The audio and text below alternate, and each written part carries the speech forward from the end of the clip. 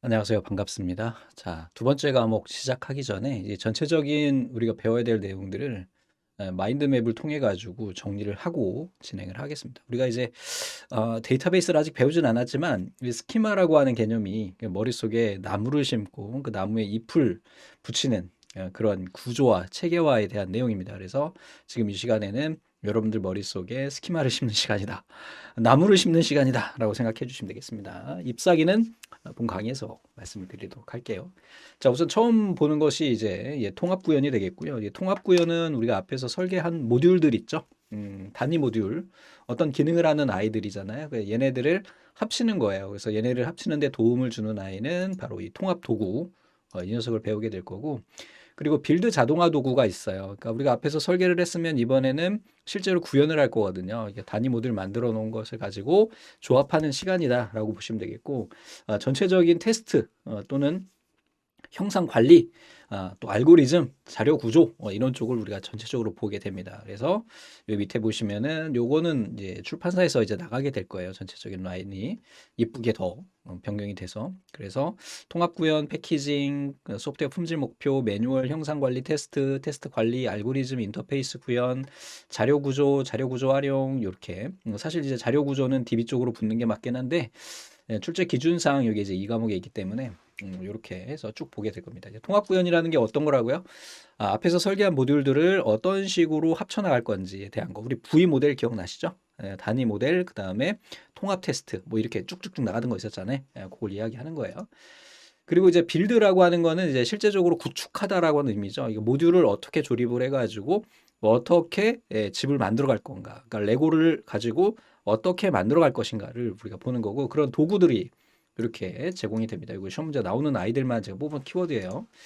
자, 두 번째 이제 패키징에 대한 내용을 배우게 될 텐데 이제 패키징이라고 하는 거는 우리가 단위 모듈, 그다음에 컴포넌트 이런 것들을 다 모아가지고 실제로 판매를 하기 위해서 제품을 포장하는 단계다라고 보시면 됩니다. 그래서 여러분들 뭐 물류창고에서 포장 알바 이런 거 하잖아요. 그지? 여기 이제 바로 패키징인 거야. 이거 내가 집에 배송하기 전에 각각 쇼핑몰에서 그 제품들을 포장을 해서 준비하는 그런 것을 이야기하는 거고요.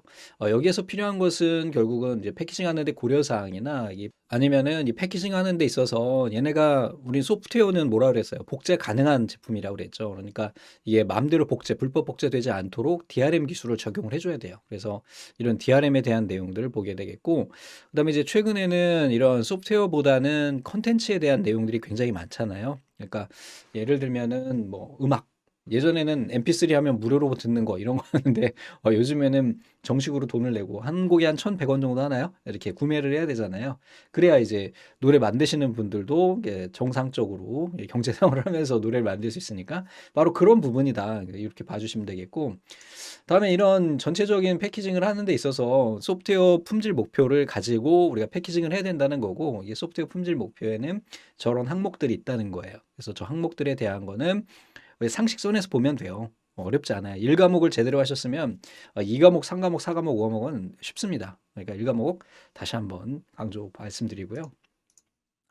우리가 이제 패키징을 하려면 설명서들이 있어야 되잖아요. 그래서 우선은 소프트웨어니까 소프트웨어를 어떻게 설치해야 될지에 대한 설치 매뉴얼이 있겠고, 이 설치 매뉴얼에 통해서 소프트웨어를 설치를 한 다음에 실제 사용자가 어떻게 쓰느냐에 대한 내용들을 우리가 또 보게 되겠죠. 그래서 사용자 매뉴얼까지 우리가 살펴보게 될 거고, 형상 관리라고 하는 거는 소프트웨어를 개발하는 과정 중에 만들어지는 모든 것들을 우리가 형상이라고 이야기를 하고 얘네를 관리하는 거예요. 그리고 얘네를 관리하는 도구들에 대해서도 이렇게 쭉 보게 됩니다. 다 이게 별 의미가 없는 게 아니고요. 제가 기출문제를 보고 기출문제 출제된 키워드를 다 뽑은 거예요. 그러니까 나중에 여러분들이 공부 다 끝내시고 나서 시험장 가기 전에 얘네 한번 쑥 보면 여러분들 이 지금 그리고 있는 이 나무에 잎하고 과일이 막 붙을 거예요. 그러니까 지금은 간단히 우리가 뭘 배울 거라는 걸 말씀드리는 거고, 또 테스트도 있어요. 그러니까 소프트웨어를 실제로 고객에게 전달하기 전에 얘가 정상적으로 작동하는지 봐야 되잖아요.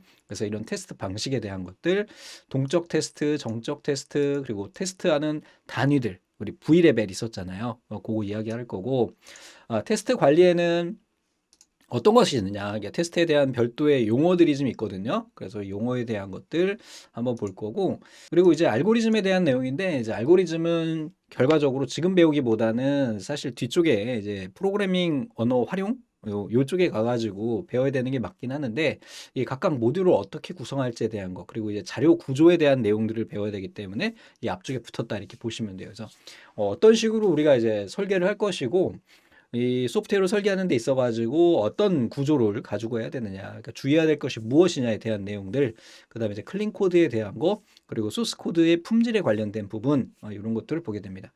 그리고 이제 인터페이스 구현에 가게 되는데, 인터페이스라고 하는 건 유저 인터페이스가 아니고요. 각각 모듈 간에 어떻게 연합할 것인지, 어떻게 통합할 것인지에 대한 내용을 여기서 보게 돼요. 그리고 우리가 앞에서 봤던 이런 알고리즘을 통해 가지고 자료 구조에 대한 내용을 배우게 돼요. 이게 자료 구조는 왜 배우냐면, 소프트웨어 개발을 할 때 보면 각각의 구조를 어떻게 구성해야 되는지, 내가 입력받는 자료, 저장하는 자료를 어떻게 관리를 해야 되는지에 대한 내용들을 우리가 보게 되거든요. 그래서 자료를 선형으로 넣는지 비선형으로 넣는지에 대한 내용을 볼 거고, 예, 이런 것을 통해 가지고 실제로 우리가 자료를 관리하는 그런 다양한 기법들이 나오게 돼요. 이게 정렬하는 거, 그다음에 검색하는 거, 인덱스 파일 편성, 해싱까지가 이제 바로 이 과목까지가 범위가 되겠습니다. 자, 그럼 이제 우리 본문으로 들어가서 하나씩 좀 살펴보도록 할게요. 살을 붙이는 시간이다라고 봐주시면 되겠습니다. 자, 통합 구현을 알기 전에 우리가 모듈에 대한 내용 다시 한번 봐야 돼요. 그러니까 모듈이라고 하는 거는 어떤 기능을 하는 아이들이죠.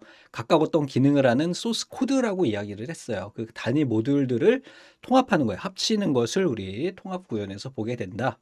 자, 그러면 이런 모듈에는 어떤 원리를 가지고 있는가? 우선은 첫 번째 분할과 지배, divide and conquer라고 이야기하고, 정보 은폐, 자료 추상화, 모듈의 독립성, 이 모듈이 뭔 줄 알면 쉽게 우리가 할 수가 있겠죠. 그러니까 모듈로 하는 이유는 뭘까? 복잡한 문제를 간단하게 만들기 위한 것이 결국은 모듈로 하는 이유잖아요. 예, 그 내용이다. 이렇게 봐주시면 될 것 같아요. 그 다음에 정보 은폐는 우리가 이제 객체 지향에 대한 내용들이죠. 다 추상화, 모듈의 독립성 이런 것들이죠. 그래서 여기서 여러분들이 어려워하실 수 있는 거는 이제 분할과 지배에 대한 부분인데, 분할과 지배는 어려운 문제를 풀 때 보면 쉽게 하나씩 풀어 나가는 방법이 가장 좋다. 우선 문제를 분할을 하고 그 분할된 것들이 결국은 모듈이다라는 것을 기억하시면 되겠습니다. 자, 그리고 이런 단위 모듈 테스트가 있어요. 이게 단위 모듈이 실제로 잘 작동하는지를 보는 거를 단위 모듈 테스트라고 하고, 그리고 실제로 이제 구현 단계 작업 절차에 대한 내용이 시험 문제 나온 적이 있는데, 뭐 간단한 거죠. 이거는 우선 4과목에서 우리가 봐야 되기는 하는데, 우선 코딩 계획을 하고요. 코딩을 하고 얘를 컴파일하고 테스트를 하게 돼요. 이 코딩이라고 하는 거는 실제 여러분들이 개발자들이 뭐 이렇게 명령어를 줘가지고 작업하는 것이고, 컴파일은 얘를 번역하는 거예요. 얘가 이제 번역 기능을 하는 겁니다. 그 다음에 얘가 번역을 한 다음에 실제 실행 가능한 파일로 만들어요. 그걸 우리 목적 프로그램이라고 이야기를 하는데, 걔를 테스트하는 거야. 뭐야? 어떤 건지 아시겠죠? 그래서 이 단계만 아시면 돼요. 코딩하고 컴파일한다. 요거 출제된 내용이고요.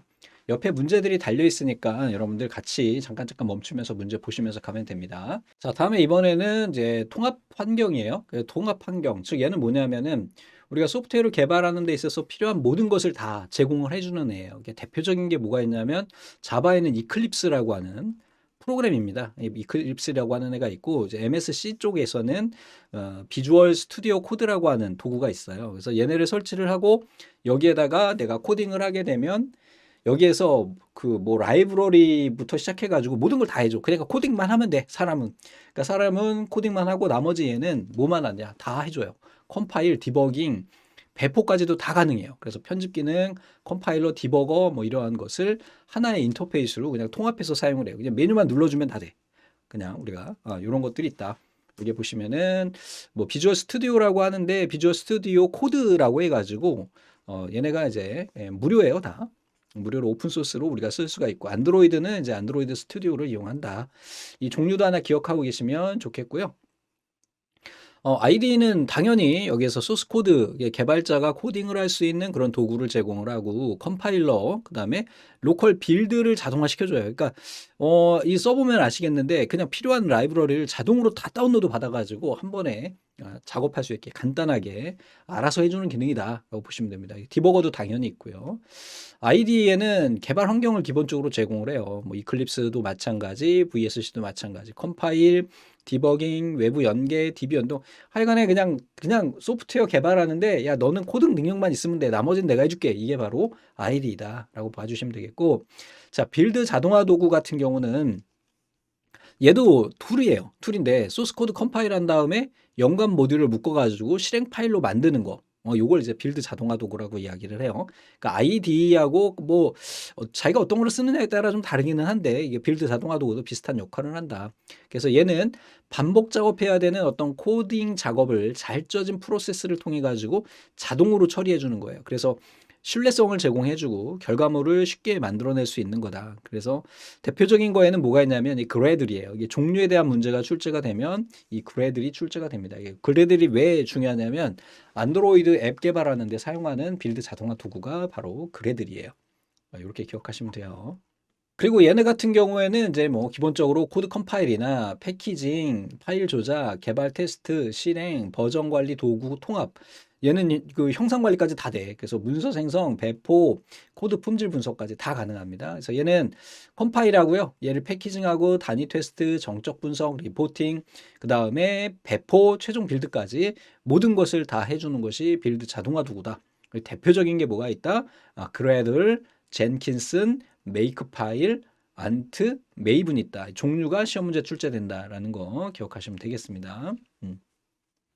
한번 쭉 봐주세요. 그리고 여기에서 이제 젠킨스에 대한 내용의 이제 시험 문제가 또 출제가 됐었어요. 그래서 여러분들이 좀 보셔야 될 거는 이제 그래들하고 젠킨슨이 된다. 이게 그래들이라고 하는 건 좀 전에 이야기했던 것처럼 뭐다? 안드로이드 개발할 때 우리가 쓰게 된다. 라고 기억하시면 됩니다. 그리고 얘 같은 경우에는 자바 기반의 오픈소스 형태의 자동화 도구다. 쉽게 설치해서 쓸 수가 있고, 서버 기반이라서 클라이언트 요청 처리하기 위해서 서버에서 실행하는 서블릿과 생명주기를 관리하는 서블릿 컨테이너에서 실행이 된다. 그리고 웹 UI를 지원하는 특징적인 것이 있다라고 기억하시면 됩니다. 이 서블릿은 작은 프로그램을 이용을 해요. 그래서 여러분들이 여기에서 종류 기억하셔야 되고요. 객관식으로 나오니까. 그 다음에 여기에서 또 그래들과 그리고 젠킨스에 대한 특징적인 것들 꼭 기억하시기 바랍니다. 자, 쭉 봐주시고 여기 이제 문제를 간단히 하나 볼까요? 개발 환경 도구를 위해 빌드 도구에 해당하지 않는 것은 좀 전에 안트, 메이븐, 그래들이 있었고 캐버러스라고 하는 건 우리가 보질 않았어요. 그지? 자, 됐고요. 다음에 이번에는 패키징이에요. 그러면 우리가 모듈까지 다 작업을 했고 실제로 이제 포장하는 단계예요. 이게 패키징이라고 하는 거는 다 개발이 완료된 것을 고객에게 전달하는 것이다. 얘는 사용자 중심이죠, 당연히. 요거 객관식으로 나오는데 개발자 중심이 아니라 사용자 중심이야. 그지? 왜 고객한테 전달하는데? 응? 여러분들 요즘 배달 음식 시켜 먹으면 안에 쿠키도 들어있고 그렇잖아요. 왜? 고객님들의 만족을 위해서. 그치? 만족도 만점 주세요 이거잖아요.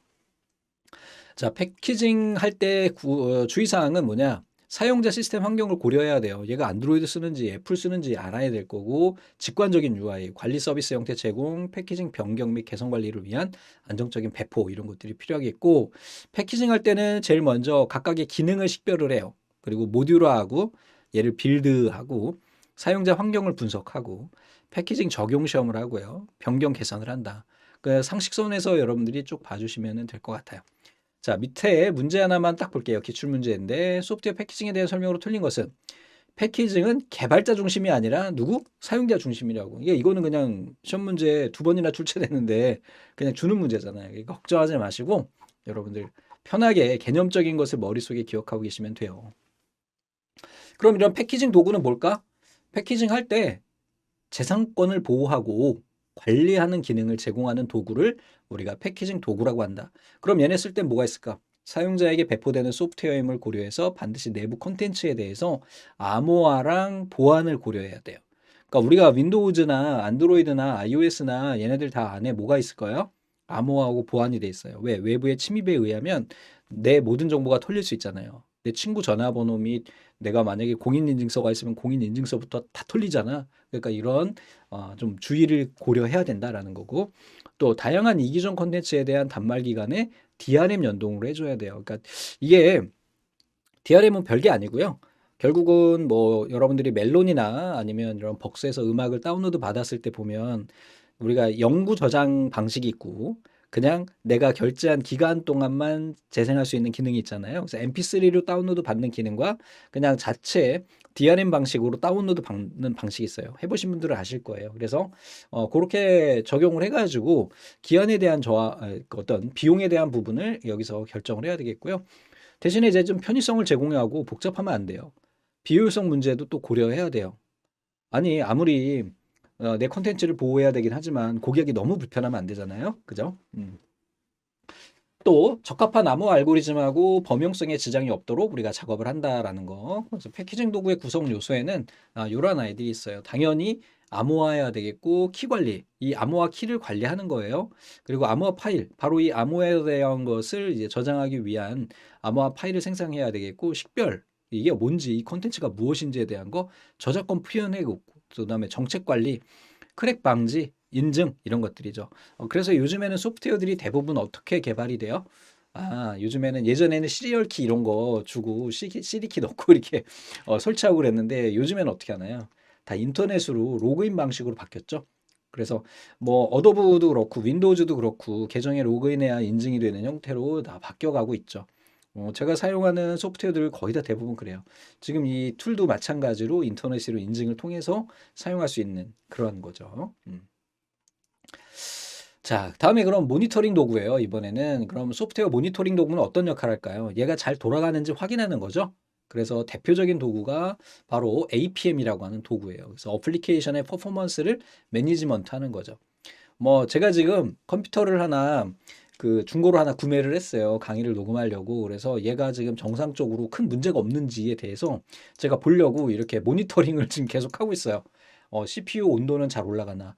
얘가 팬이 너무 약해가지고 이 좀 그런 거예요. 그래서 팬을 바꿨어요. 그래서 얘가 올라감에 따라서 이쪽에 이제 온도 측정기도 있는데 온도 측정도 보는 거예요. 내가 이거 녹음하는데 벅벅대면 안 되지. 그리고 뭐 비디오 카드도 사용률이 얼마나 되는지에 대한 것들 이런 것처럼 실제로 소프트웨어가 어떻게 작동하는지를 보는 것을 바로 애플리케이션 모니터링 도구다라는 거죠.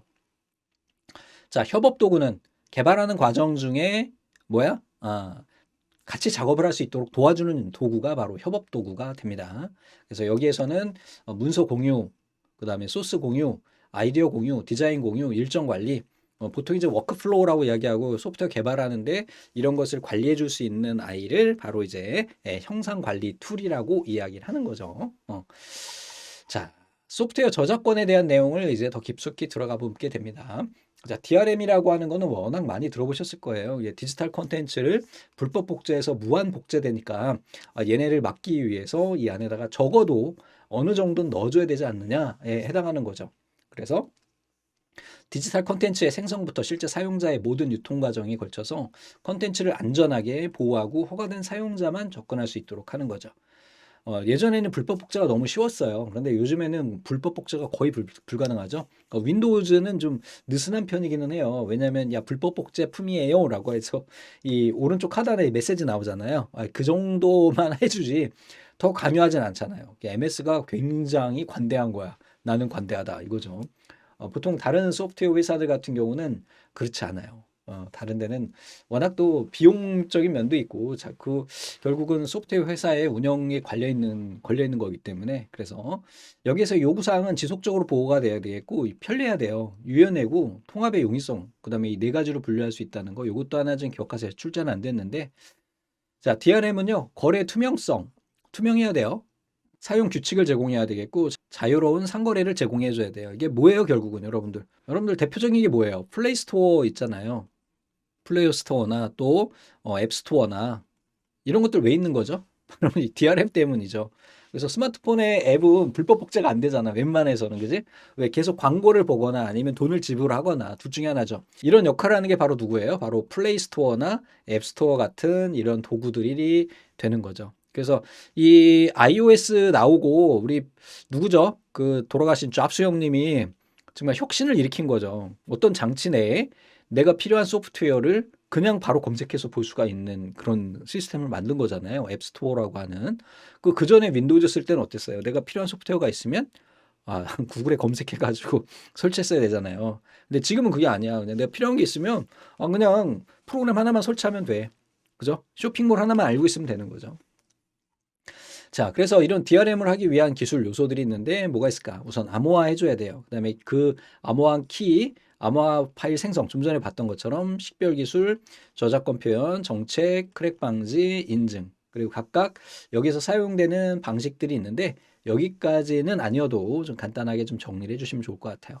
그래서 왼쪽에 문제를 간단히 한번 보면 우리가 이제 저작권 관리 DRM에 사용하는 기술 요소가 아닌 것은 그랬는데 키 관리가 되고요. 방화벽은 여기 들어가지 않아요. 방화벽은 네트워크에 접근하는 외부적인 불법적인 접근을 막아주는 역할을 하지 이 DRM과는 관련이 없다. 이렇게 기억하시면 되겠습니다. 더 이어서 뭐 인터페이스나 이벤트 보고 사용 권한에 대한 부분들을 우리가 보게 된다.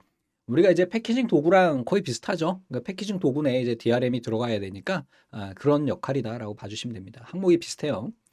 자, DRM의 유통 과정을 전체적으로 한번 보면은 이게 센터에 클리어링 하우스가 있어요. 그래서 이 클리어링 하우스가 좀 전에 말씀드렸던 뭐가 되는 거죠? 바로 플레이 스토어나 여러분들이 많이 쓰시는 또 뭐예요? 네, 앱 스토어나 이런 것들이 바로 이 클리어링 하우스 역할을 하게 됩니다. 그러니까 컨텐츠 제공자는 결국은 뭐가 되는 거죠? 소프트웨어 개발한 사람 또는 뭐 음악가, 음악 뭐 기획사 이런 것들이죠. 만약에 YG에서 뭐 음악을 만들어 가지고 멜론에 등록을 하는 거야. 그지? 예, 뭐 다른 말로 여기도 이제 벅스도 여기에 해당하겠고 뭐 멜론 그다음에 뭐 플로 다 아시죠? 뭐 이런 것들이 다 이제 클리어링 하우스 역할을 하고 여기에서 권한 정책이나 라이선스 관리를 하고요. 보통은 이런 아이들이 이런 클리어링 하우스와 콘텐츠 분배 역할을 모두 다 이렇게 통합하게 됩니다. 요거는 이제 여러분들이 이제 소비자가 되는 거고요. 결국은 여러분들이 알고 계셔야 되는 거는 누구다?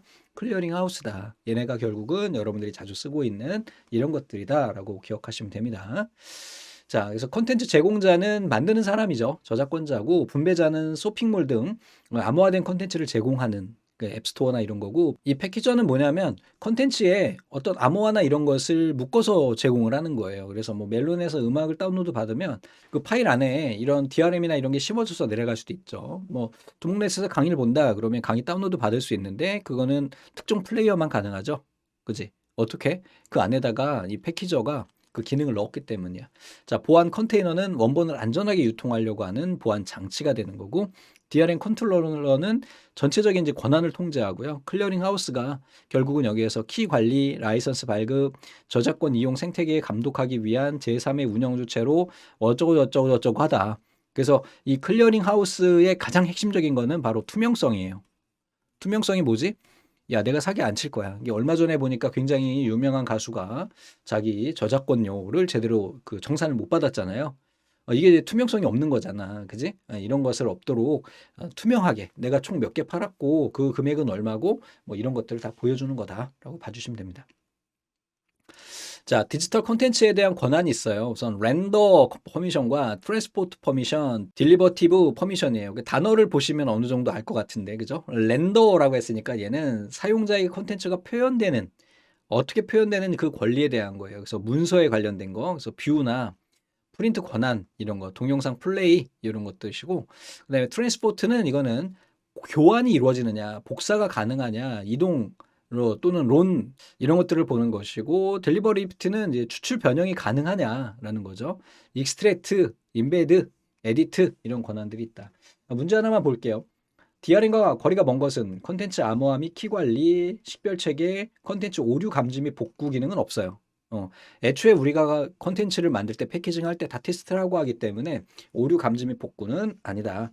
이렇게 기억해 주시면 되겠습니다. 자, 다음에 이번에는 소프트웨어 매뉴얼이에요. 매뉴얼은 뭘까? 설명서죠. 그리고 우리가 소프트웨어를 볼 때 얘를 어떻게 설치해야 되는지에 대한 것들. 근데 앱스토어 쓰시면 어때요? 설명서가 필요 없지. 그냥 설치만 누르면 설치가 되니까. 그러지?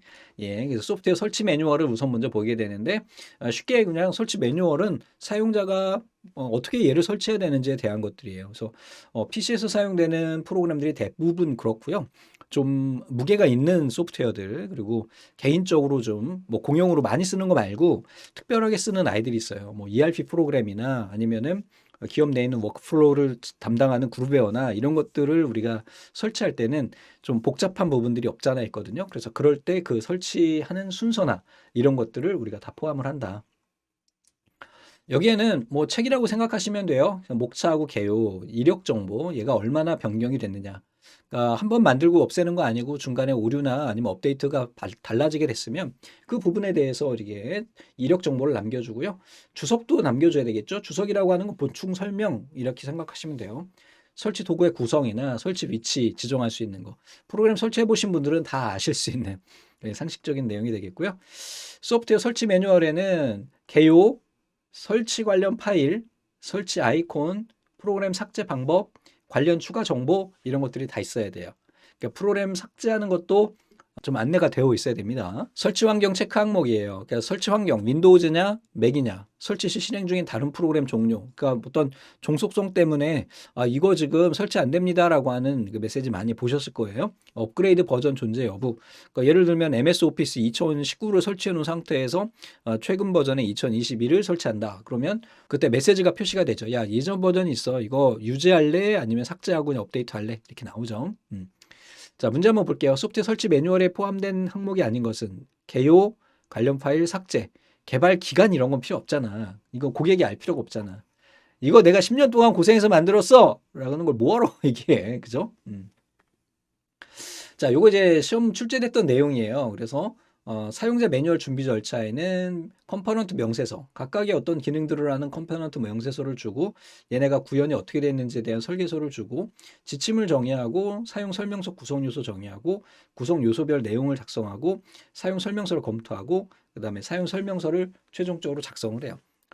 우리가 앞에서 이야기했듯이 모듈 또는 컴포넌트는 어떤 기능을 하는 아이들이잖아요. 그러니까 그 기능별로 구분을 하는 거야. 그러니까 예를 들면은 뭐 내가 유튜브를 해요. 그럼 유튜브를 영상을 등록하는 방법은 다른 모듈이 있는 거고 영상을 재생하는 거, 좋아요 누르는 거, 그다음에 댓글 다는 거 다 하나씩 하나씩의 다 컴포넌트인 거예요. 그래서 얘네가 어떻게 되어 있는지를 보고 걔네를 알아야 차례가 목차가 나올 거 아니야. 그러니까 이 소프트웨어의 전체적인 기능을 이렇게 일목요연하게 정리한 다음에 여기다가 우리가 설명서를 구체적으로 명시한다. 그래서 제일 먼저 해야 되는 게 뭐예요? 기능을 식별해야 돼요. 이게 어떤 기능을 가지고 있는지. 그다음에 UI는 사용자 인터페이스. 사용자가 봤을 때 각각 뭐 스마트폰 앱이다 그러면 이 버튼은 뭐, 이 버튼은 뭐, 이 버튼은 뭐, 이 버튼은 뭐 각각의 기능이 다를 거 아니에요. 근데 보통은 이제 이름을 다 달아놓기 때문에 굳이 설명서 보진 않지. 이게 바로 이제 UI가 되는 거고 설치 파일이나 백업 파일, 그 삭제 절차, 이상 케이스가 뭐예요? 이상 상태 이런 것들을 확인하는 거고 최종 매뉴얼을 적용하게 됩니다. 사용자 매뉴얼은 뭐예요? 사용자가 이 소프트웨어를 사용하는 데 있어서 필요한 그런 설명서들이죠. 여기에 구성 요소에 대한 거, 사용자 화면 및 UI, 당연히 화면 스샷 따가지고 넣어줘야 되겠고요. 주요 기능, 야 여기에서 내가 이 소프트웨어는 이런 기능을 해 라는 거.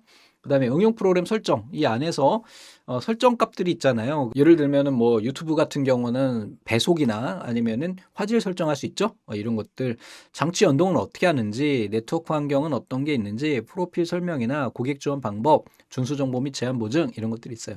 어렵지 않아요. 이게 상식적으로 봐주시면 돼요. 자, 사용자 매뉴얼 작성 프로세스예요. 이건 출제가 됐고요.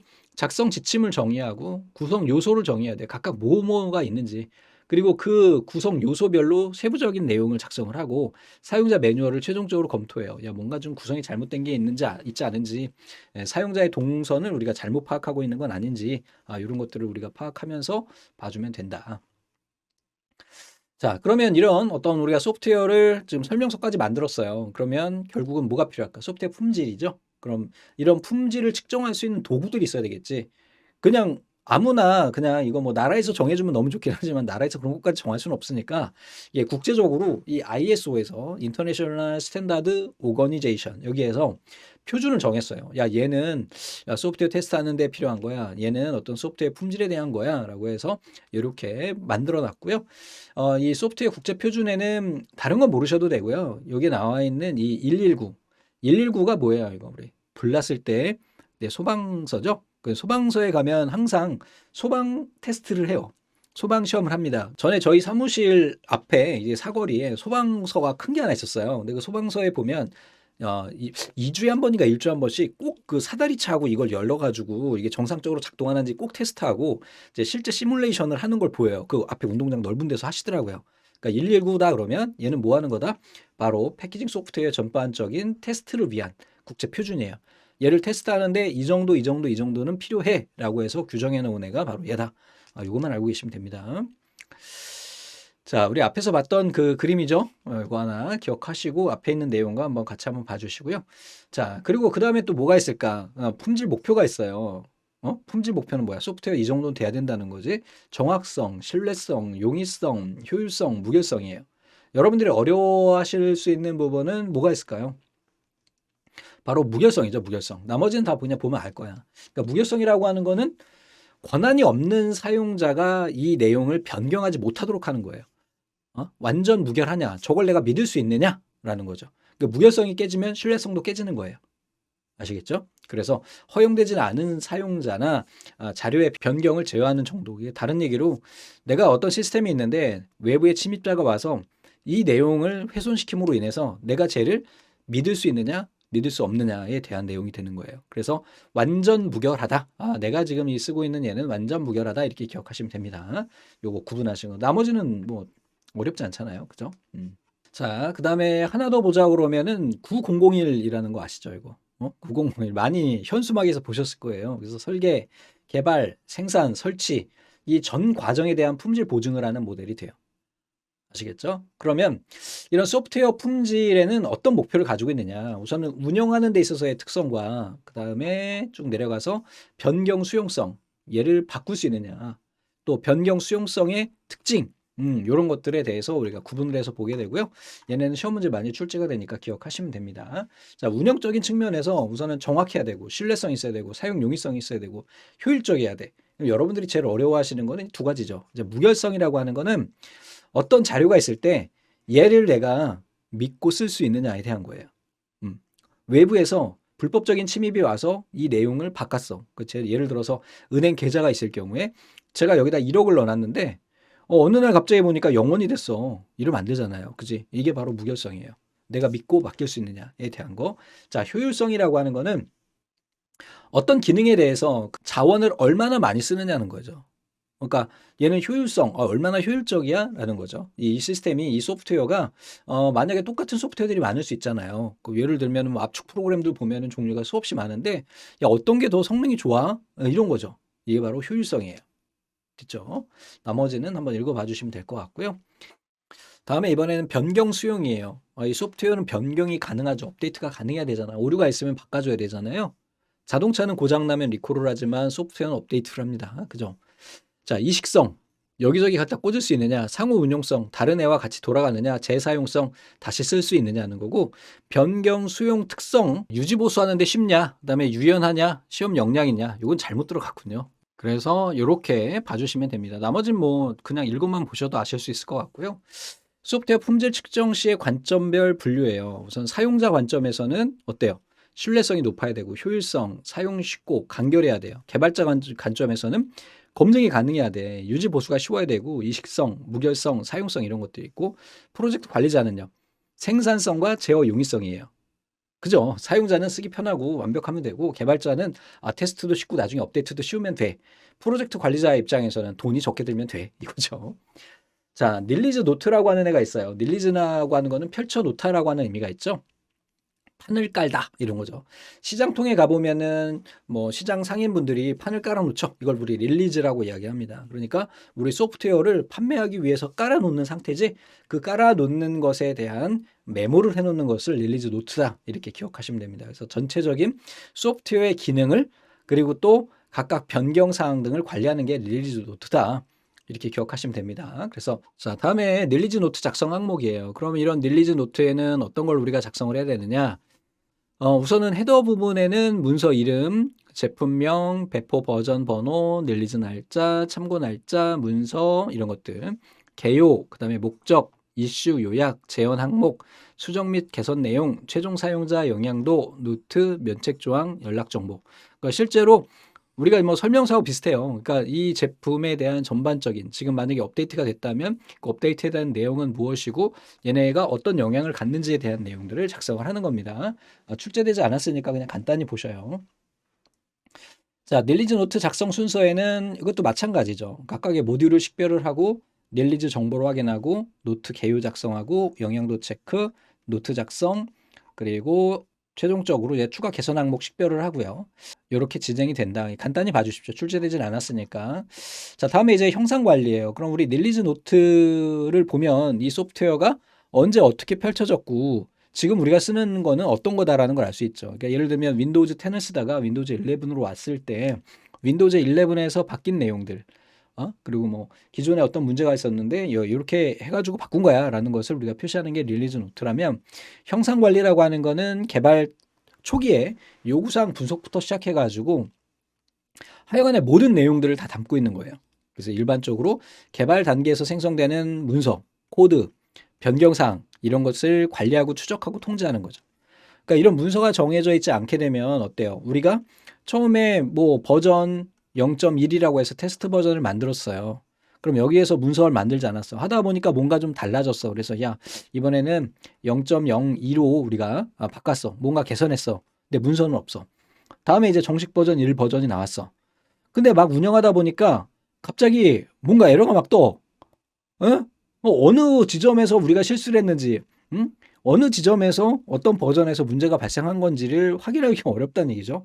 그래서 이걸 문서화를 다 하는 거예요. 됐죠? 그래서 이 소프트웨어에 대한 모든 내용, configuration item이라고 해서 이 안에 있는 모든 설정 값이나 모든 자료들을 모아가지고 통합 관리하는 것을 형상 관리라고 한다. 그래서 형상 항목을 보시면은 쉽게 이해가 되실 거예요. 그래서 개발 프로세스에서 생성되는 작업 산출물들의 집합체를 의미한다.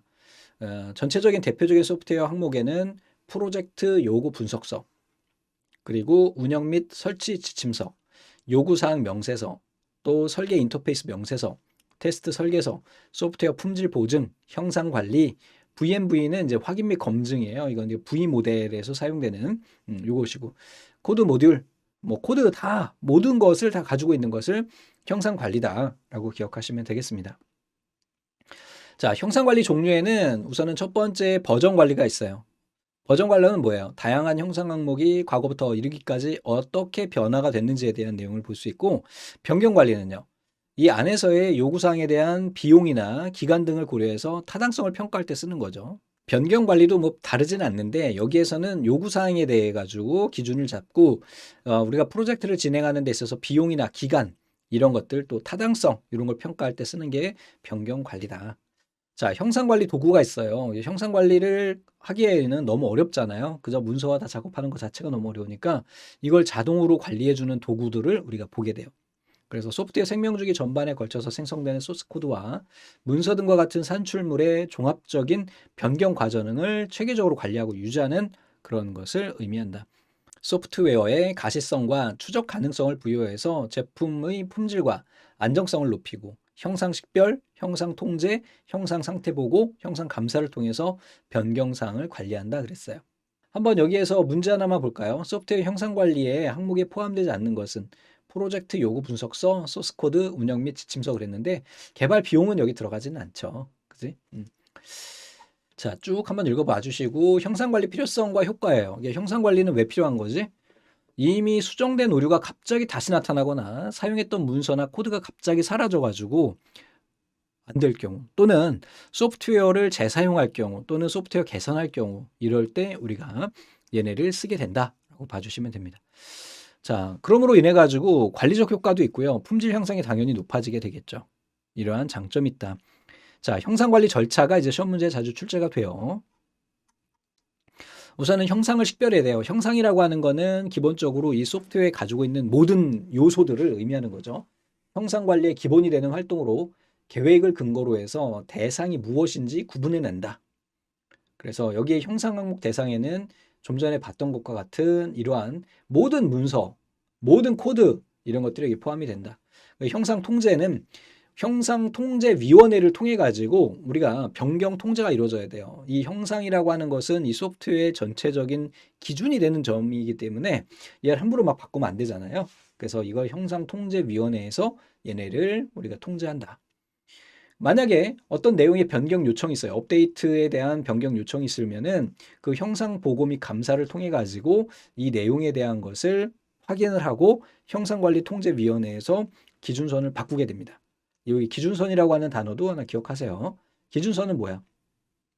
통제의 기준이 되는 거죠. 그래서 형상 보고 및 감사에서 기준선의 무결성 평가 단계로서 개발자, 유지보수 담당자가 아닌 제3자의 객관적인 확인 및 검증을 통해 가지고 새로운 형상의 무결성을 확보하는 활동이다. 이렇게 봐주시고 그 형상에 대한 내용들이 변경이 있을 경우에는 기록하고 보고한다. 라는 거 이거 한번 봐주시면 되겠습니다. 자, 문제 한번 볼게요. 그러면 소프트웨어 형상 관리에 대한 설명으로 틀린 것은 소프트웨어에 일어나는 수정이나 변경을 알아내고 제어하는 것이다. 소프트웨어 개발의 전체 비용을 줄이고 개발 과정의 여러 방해 요소를 최소화하도록 보증하는 것이다. 형상 관리를 위해서 구성된 팀을 치프 프로그래머 팀이라고 한다 그랬는데 아니죠. 뭐예요? 형상관리위원회요. 여기에서 기준점을 관리한다고 그랬죠. 형상관리 기능 중 하나는 버전 제어 기술이 포함이 된다. 자, 그럼 형상관리와 버전관리와 변경관리의 차이는 무엇이냐? 우선은 크기로 봤을 때 형상관리가 가장 상위에 있고요. 그 다음에 버전관리, 변경관리 이렇게 있다. 자, 형상관리 같은 경우는 전체적인 변경관리, 버전관리를 포함하고요.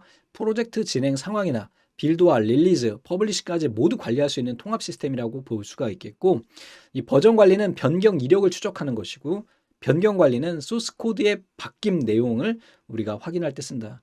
규모가 다르죠. 자, 버전관리 도구예요. 또 다른 말로 이게 형상관리 도구라고도 해요. 형상관리 도구, 버전관리 도구 같거든요. 왜? 얘네도 하나의 툴인데 모두 다 같이 가지고 있을 수는 없으니까. 그래서 우선은 첫 번째 나오는 거 얘네 시험 문제 자주 출제되는 아이입니다. 공유 폴더 방식은 폴더를 하나 만들고 여기서 개발자가 같이 얘를 공유하는 거예요. 옛날 사용했던 방식인데 문제가 있죠. 동시 작업이 안 된다는 단점이 있어요. 이거 한번 읽어보세요. 그리고 클라이언트 서버 방식인데 얘는 버전 관리를 위해서 폴더가 아니라 서버를 두고 여기에 이제 각각 클라이언트들이 접근해서 사용하는 거예요. 얘는 한번 읽어볼게요. 버전 관리가 중앙 시스템에 의해서 저장 관리되는 시스템이에요. 장단점이 있겠죠. 서버가 부서지면 끝장이야. 서버의 자료를 개발자로부터 자신 PC로 다운로드 받는 거죠. 변경 내용을 업데이트하는 거죠. 그 다음에 하나의 파일을 서로 다른 개발자가 작업할 경우에 경고 메시지를 출력해가지고 얘네가 동시 작업하면 어떻게 돼요? 문서가 엉키잖아. 그지? 서버에 문제가 생기면 복구가 안 된다.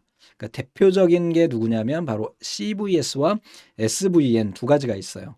이 서버 버전이라고 하는 애가 꽤 유명한 아이입니다. 이런 문제점이 있었던 거예요. 그래서 서버가 부서지면 안 되기 때문에 나온 게 바로 분산 저장소 방식이에요. 여러분들이 많이 알고 있는 깃이 여기에 해당합니다. 버전 관리가요. 원격 저장소하고 로컬 저장소가 같이 작업이 돼요. 즉, 내 컴퓨터 자체도 뭐가 된다? 요걸 설치를 하게 되면 바로 버전 관리나 형상 관리가 가능한 툴이 된다. 그래서 로컬 저장소에서 버전 관리가 가능해서 원격 저장소에 문제가 뽀사져도 문제가 되지 않는다. 로컬 저장소의 내용을 이용을 해서 작업을 하고 작업자별로 원격 저장소 자료를 각자의 로컬 저장소로 복사해서 작업한 다음에 변경사항을 로컬 저장소에서 우선 적용을 해서 로컬에서 버전 관리가 가능하다. 대표적인 게 바로 깃이다. 이게 기억하시면 되겠습니다. 또 하나 기억하셔야 될 건 이제 비트키퍼라고 하는 애예요. 이게 여러분들이 알고 계시는 지금 안드로이드 있죠? 안드로이드의 기반이 되는 애가 누구죠? 리눅스라고 하는 아이죠. 리눅스를 누가 만들었냐면 리누즈 토발즈라고 하는 행님이 아직도 좀 개발을 하고 계세요. 리누즈 토발즈라고 하는 대학생이 이걸 개발한 거고 맨 처음에 개발해가지고 이것을 그 비트키퍼에 올려놨었어요. 그래서 비트키퍼가 그때는 무료였는데 토발즈한테 이야기해서 야 우리 쪽에 거 써 그랬는데 비트키퍼도 운영을 해야 되잖아요. 그래서 유료화가 됩니다. 그래서 만들게 된 게 바로 깃이에요. 그래서 리눅스의 최초 그 커널 있죠. 핵심 커널이 깃에 아직도 올려져 있어요. 그래서 그거 다운로드 받아가지고 현재는 굉장히 많은 파생된 소프트웨어가 나왔죠. 리눅스도 나왔고 안드로이드도 이 바로 리눅스 오픈 소스이기 때문에 요거 기반으로 만들어졌습니다. 자, 주요 버전 관리 도구예요. 이게 대표적인 CVS, 그 다음에 RCS, 서브 버전, 그리고 비트키퍼, 깃이 있고요. 여기에서 이제 시험 문제 나왔던 것만 기억하시면 될 것 같아요. 그래서 우선은 RCS 같은 경우는 CVS와의 차이점은 소스 코드 수정을 한 사람만으로 제한을 한다. 얘는 동시 버전 시스템이래요. 컨커런트 버전 시스템이라고 하니까 다수의 사용자가 동시에 파일 수정할 수 없도록 파일을 잠금 방식으로 한다. 이거 뭐야? 서버 클라이언트 방식이네. 그지? 자, 서브 버전은 이게 계속해서 진화하고 있는 거예요. 지금 계속. CBS보다는 속도가 개선되고 저장 공간이나 변경 관리 단위 작업이 쉬워졌다. 2000년부터 콜랩에서 개발됐다. CVS와 사용 방법이 유사해가지고 쉽게 도입해서 썼다. 아파치 최상위 프로젝트로 전 세계 개발자 커뮤니티와 함께 개발되고 있다. 이게 지금 없어진 거 아니에요. 지금도 운영 중이에요. 그래서 여기에서 디렉터리 파일을 자유롭게 이동 버전 관리 가능하다. 여기에 나오는 용어들이 나오는데 다른 건 모르셔도 되고 레포지토리만 우선 기억하세요. 레포지토리는 저장소예요. 저장소. 우리가 버전 관리를 위해서 해당하는 소스 코드나 문서들을 저장해 놓는 곳이라고 보시면 되겠고요. 자, 비트키퍼가 나오는데 여기에는 이제 중앙 통제 방식이라고 했는데 이게 조금 애매해요. 이게 건너오는 과정이었거든요. 깃 같은 경우는 이제 분산 저장소 방식이라고 보는 게 맞아요. 분산 저장소 방식이에요. 둘 다. 그래서 여기에는 얘는 약간 건너오는 과정 중에 있었기 때문에 그런 거고.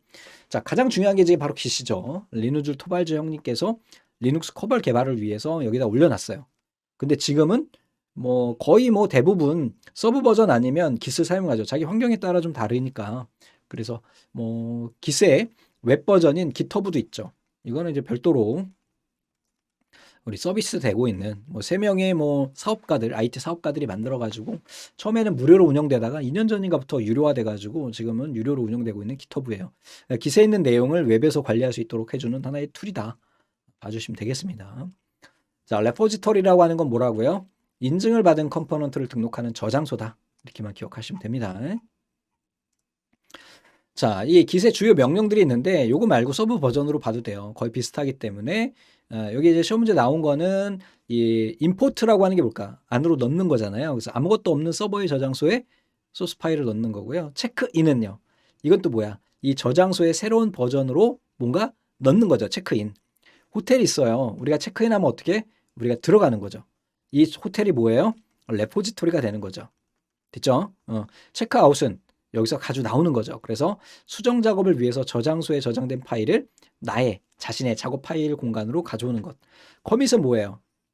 만약에 내가 작업을 다 하고 나서 서버에 다시 올려요. 그지? 예, 이때 이제 승인해 주는 거고, diff는 두 개의 변경 파일의 차이점을 볼 때 쓰게 됩니다. 그리고 브랜치 같은 경우는 파생 프로젝트를 만들어요. 됐죠? 이 정도만 기억하시면 될 것 같아요. 자, 쭉 봐주시고 이번에는 이제 넘어와서 자, 이어가지고 어플리케이션 테스트를 볼게요. 테스트 쪽은 시험 출제 빈도가 높기 때문에 좀 자세히 보시는 것이 좋을 것 같습니다. 자, 소프트웨어 테스트를 함으로 인해 가지고 우리가 얻을 수 있는 거는 소프트웨어 품질이 높아지겠죠. 그러니까 오류가 줄어들면 그만큼 품질이 좋아지겠고 또 오류도 발견할 수 있고요. 또 오류를 예방할 수도 있어요. 이렇게 된다는 거. 소프트웨어 테스트의 원리가 있는데 얘네 가끔 출제됩니다. 그래서 우선은 첫 번째 보면 결함이 존재하는 것을 밝히는 활동이다. 완벽한 테스트는 불가능해요. 그죠? 워낙 큰 규모다 그러면 사실 점점 찾아가는 게 중요하겠죠. 그리고 테스팅은 처음부터 하는 거예요. 개발 초기부터 시작해야 되겠고 결함 집중인데 어떤 특정 기능에 어떤 오류가 계속해서 발생한다라는 의미예요. 결함이 집중된다. 살충제라고 하는 거는 계속 뿌리게 되면 벌레들이 강해지잖아요. 그래서 이 살충제 패러독스라는 걸 기억하시면 되겠고요. 테스팅은 정황이에요, 정황. 그리고 오류 부재 개변. 오류가 없다라고 말할 수 없다라고 개념을 잡으시면 됩니다. 자, 파레토 법칙은 우리 결함 집중의 원칙하고 비슷한 내용인데요. 80대 20 법칙이에요. 즉 2대 8 법칙이라고도 하고 전체 결과의 80%가 원인의 20%에서 일어나는 현상을 의미한다. 예를 들면 오류가 100개가 있다 그러면 80개의 오류는 어떤 특정 부분에 한정된다라고 기억하시면 되겠습니다. 자, 테스트 케이스는 우리가 테스트를 위해서 준비한 자료들이 돼요. 그래서 만약에 성적 처리 프로그램을 만들었다 그러면 그 테스트 케이스는 뭐가 될까요? 바로 입력되는 성적이 되겠죠. 아시겠죠? 자, 표준 테스트 케이스 형식에는 기본적으로 아이디, 시나리오, 테스트 단계, 데이터, 예상 결과, 실제 결과, 통과나 실패에 대한 내용 이렇게 구성이 된다. 뭐 굳이 외우지 않으셔도 아실 수 있을 것 같아요. 테스트에 필요한 자료들이니까 테스트 데이터, 그리고 이걸 넘으로 인한 예상 결과, 그리고 또 실제 결과, 통과 여부 이런 것들을 우리가 테스트 케이스에 작성을 한다.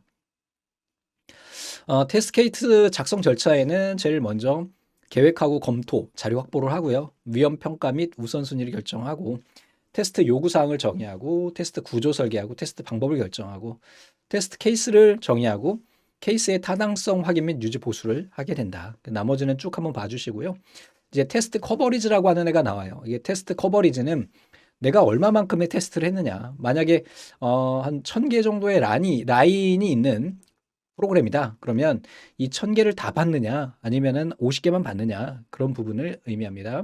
구문 커버리지, 결정 커버리지, 조건 커버리지, 조건 결정 커버리지, 변경, 조건 결정 커버리지, 다중 조건 커버리지. 이 종류인데 이거 시험 문제 출제가 됩니다. 이 뒤에서 좀 자세히 또 보게 될 거예요. 자, 테스트 오라클에 대한 것도 시험 문제 출제가 됐는데요. 테스트 오라클은 테스트 결과가 참인지 거짓인지 판단을 위해서 사전에 정의된 참값을 의미하는 거예요. 그러니까 어떤 테스트 케이스를 넣었을 때 기준값이 바로 테스트 오라클이 된다. 참 오라클은 모든 입력값에 대해서 적합한 결과를 생성해서 발생한 오류를 모두 검출할 수 있는 거예요. 일관성 검사 오라클은 수행 전과 후의 결과값에 대한 거, 샘플링은 어떤 몇 개, 임의에 선정된 몇 개의 입력값에 대해서만, 휴리스틱은 추정이에요, 추정. 그래서 입력된 값들에 대해서는 추정으로 처리를 하는 거예요. 몇 개만 테스트하고 나머지는 이 정도면 됐어 라고 봐주는 거죠. 자, V 모델이 나오게 됩니다. 이제 V 모델 앞에서도 한번 보셨는데요. 그러니까 요구사항 분석부터 시작해가지고 기능을 분석하고 설계하고 개발하고 코딩을 하고요. 그러면 이 개발한 단계에서는 어떤 테스트를 하느냐? 그 각각 단위 모듈에 대한 테스트를 하게 되고요. 그리고 단위 모듈을 통합한다 그랬죠. 통합을 했을 때 어떤 문제가 없는지, 그리고 그 통합된 모듈을 가지고 실제 컴퓨터, 즉 윈도우즈 시스템이다 그러면 윈도우즈 시스템에 설치를 해보는 거, 이게 바로 시스템 테스트고, 자, 인수 테스트 같은 경우는 실제 고객이 테스트하는 거예요. 자, 시각에 따른 테스트예요. 우선은 우리 V 모델에서 보시면은 요거랑 연관되는 거라서 이렇게 요구사항과 테스트 단계에서는 검증이 되고요.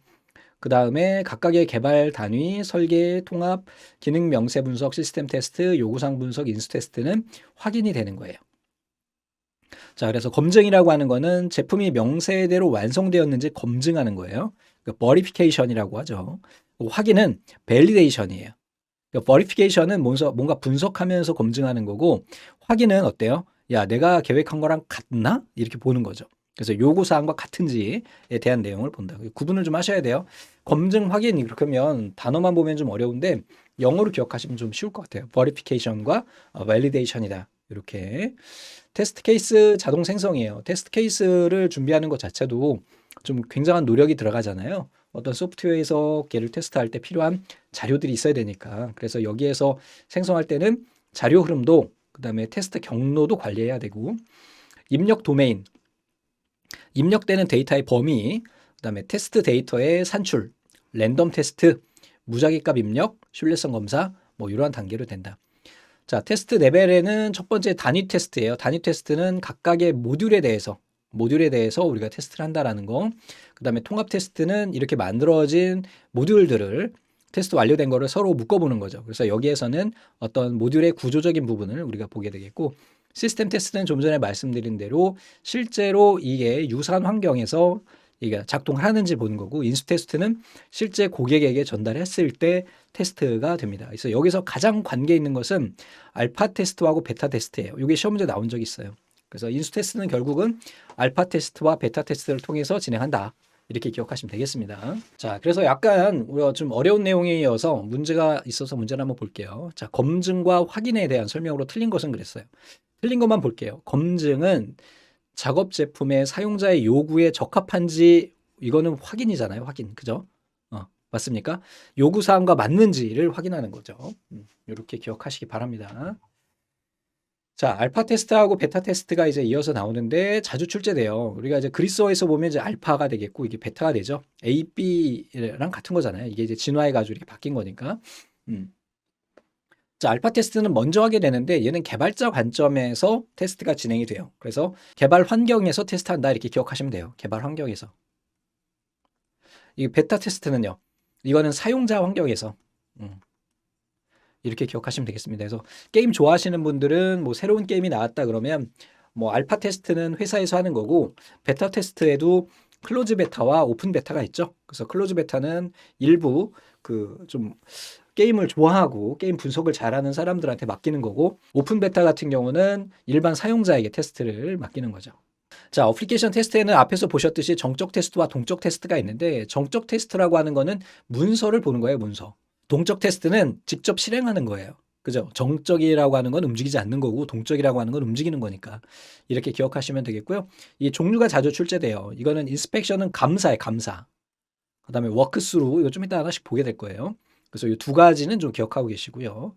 자, 동적 테스트에는 블랙박스 테스트와 화이트박스 테스트가 있는데 자, 블랙박스라고 하는 거는 안에 내용을 볼 수가 없죠. 그래서 입력하고 결과만 보는 게 블랙박스예요. 화이트박스는 안을 들여다볼 수 있죠. 그래서 얘는 안에 어떤 흐름이나 경로, 분기 이런 것들을 다 볼 수가 있어요. 그 중에 이제 대표적인 게 블랙박스 테스트에서 바운더리 베일류 테스팅이에요. 이게 경계값 테스트고 이거는 필기실기 다 출제가 됐어요. 경계값 검사 이렇게 이야기할 수 있겠죠. 그러니까 경계값이라는 게 만약에 90점 이상인 애들을 합격을 주겠다라고 하는 조건이 있으면 이 조건을 경계값이 얘가 되는 거잖아요. 그래서 90이라고 하는 경계를 주고 테스트 케이스를 넣어서 정상적으로 되는지 확인해 보는 것. 즉 어때요? 안에 구조를 보는 게 아니라 입력과 결과만 봐요. 그래서 만약에 91점을 넣어보고 얘가 합격인지 불합격인지만 보는 게 바로 경계값 분석이 돼요. 화이트박스 테스트의 대표적인 거는 바로 베이스 패스 테스팅이라고 해서 얘는 기초 경로 테스트예요. 그래서 안에 있는 경로가 어떻게 되는지, 이 제어 흐름이 어떻게 되는지에 대해서 보게 됩니다. 두 가지 꼭 기억하세요. 아주 자주 출제됩니다. 자, 테스트 기반에 따른 거예요. 구조에 대한 거. 그래서 얘 같은 경우는 내부의 구조에 대한 걸 보는 거고, 명세는 명세서를 기반으로 해가지고 얘는 뭐가 되는 거예요, 결국은? 얘는 정적인 테스트가 되겠죠. 얘도 마찬가지로 정적 테스트가 되겠죠. 구조를 보는 거니까. 경험 기반은 실제로 수행하는 거니까 얘는 뭐가 돼요? 동적 테스트 부분이 되겠죠. 이렇게 구분하시면 됩니다. 목적에 따라서는 성능이나 회복, 구조, 회귀, 완전, 강도, 병행 이런 종류의 테스트들이 있다라는 거. 제가 별표 쳐드린 것만 보시면 됩니다. 자, 테스트 시나리오예요. 테스트 시나리오는 뭐야? 테스트를 우리가 어떻게 할지에 대한 절차를 만들어 놓은 그런 규정집이 되겠죠. 그리고 걔네를 어떻게 테스트할 것인지에 대한 거예요. 제가 말씀드린 겁니다. 다 그대로. 다음에 이제 테스트 환경이라고 하는 거는 실제로 테스트할 환경이 예를 들어서 내가 윈도우 시스템을 가지고 테스트를 하는데 컴퓨터 CPU의 성능들도 있잖아요. 그래서 CPU가 만약에 옛날 구형 CPU냐 최신 CPU냐를 그 결정을 줘야 되겠고 그런 부분도 봐야 되겠고 그다음에 DBMS도 지금 이 성능이 어느 정도 되는지 그 DBMS의 종류는 뭔지 DBMS 종류가 결정되면 걔 버전도 있을 거니까 DBMS 버전업은 굉장히 어려워요. 자료 손실 가능성이 있기 때문에 굉장히 어렵기 때문에 한번 세팅이 되면은 그 뒤로 업데이트하기가 사실은 뭐 유지 보수 정도만 되지 업데이트는 좀 어렵거든요. 그래서 그런 부분들 또 소프트웨어도 마찬가지예요. 어떤 그 구축된 하드웨어 환경에 테스트할 응용 소프트웨어를 설치하고 실제로 얘네가 잘 작동하는지에 대한 거예요. 자, 다음에 테스트 환경 구축 유형인데 하드웨어 기반이에요. 얘는 실제로 하드웨어를 가지고 만드는 거죠. 테스트 환경을 소프트웨어 기반으로 만들 수가 있고 가상 시스템 환경으로 만들 수도 있어요. 어떤 게 가장 저렴할까요? 가상 시스템이지, 그지? 요즘에는 이제 그래서 가상 머신을 가지고 많이 한다. 이렇게 기억하시면 되겠습니다. 자, 테스트 기법에는 우리 화이트박스 테스트가 나와요, 이제. 얘는 뭐라고요? 오픈시킨 거야. 내부에 있는 코드가 어떻게 움직이는지에 대한 모든 경로를 테스트하는 것이다. 됐죠?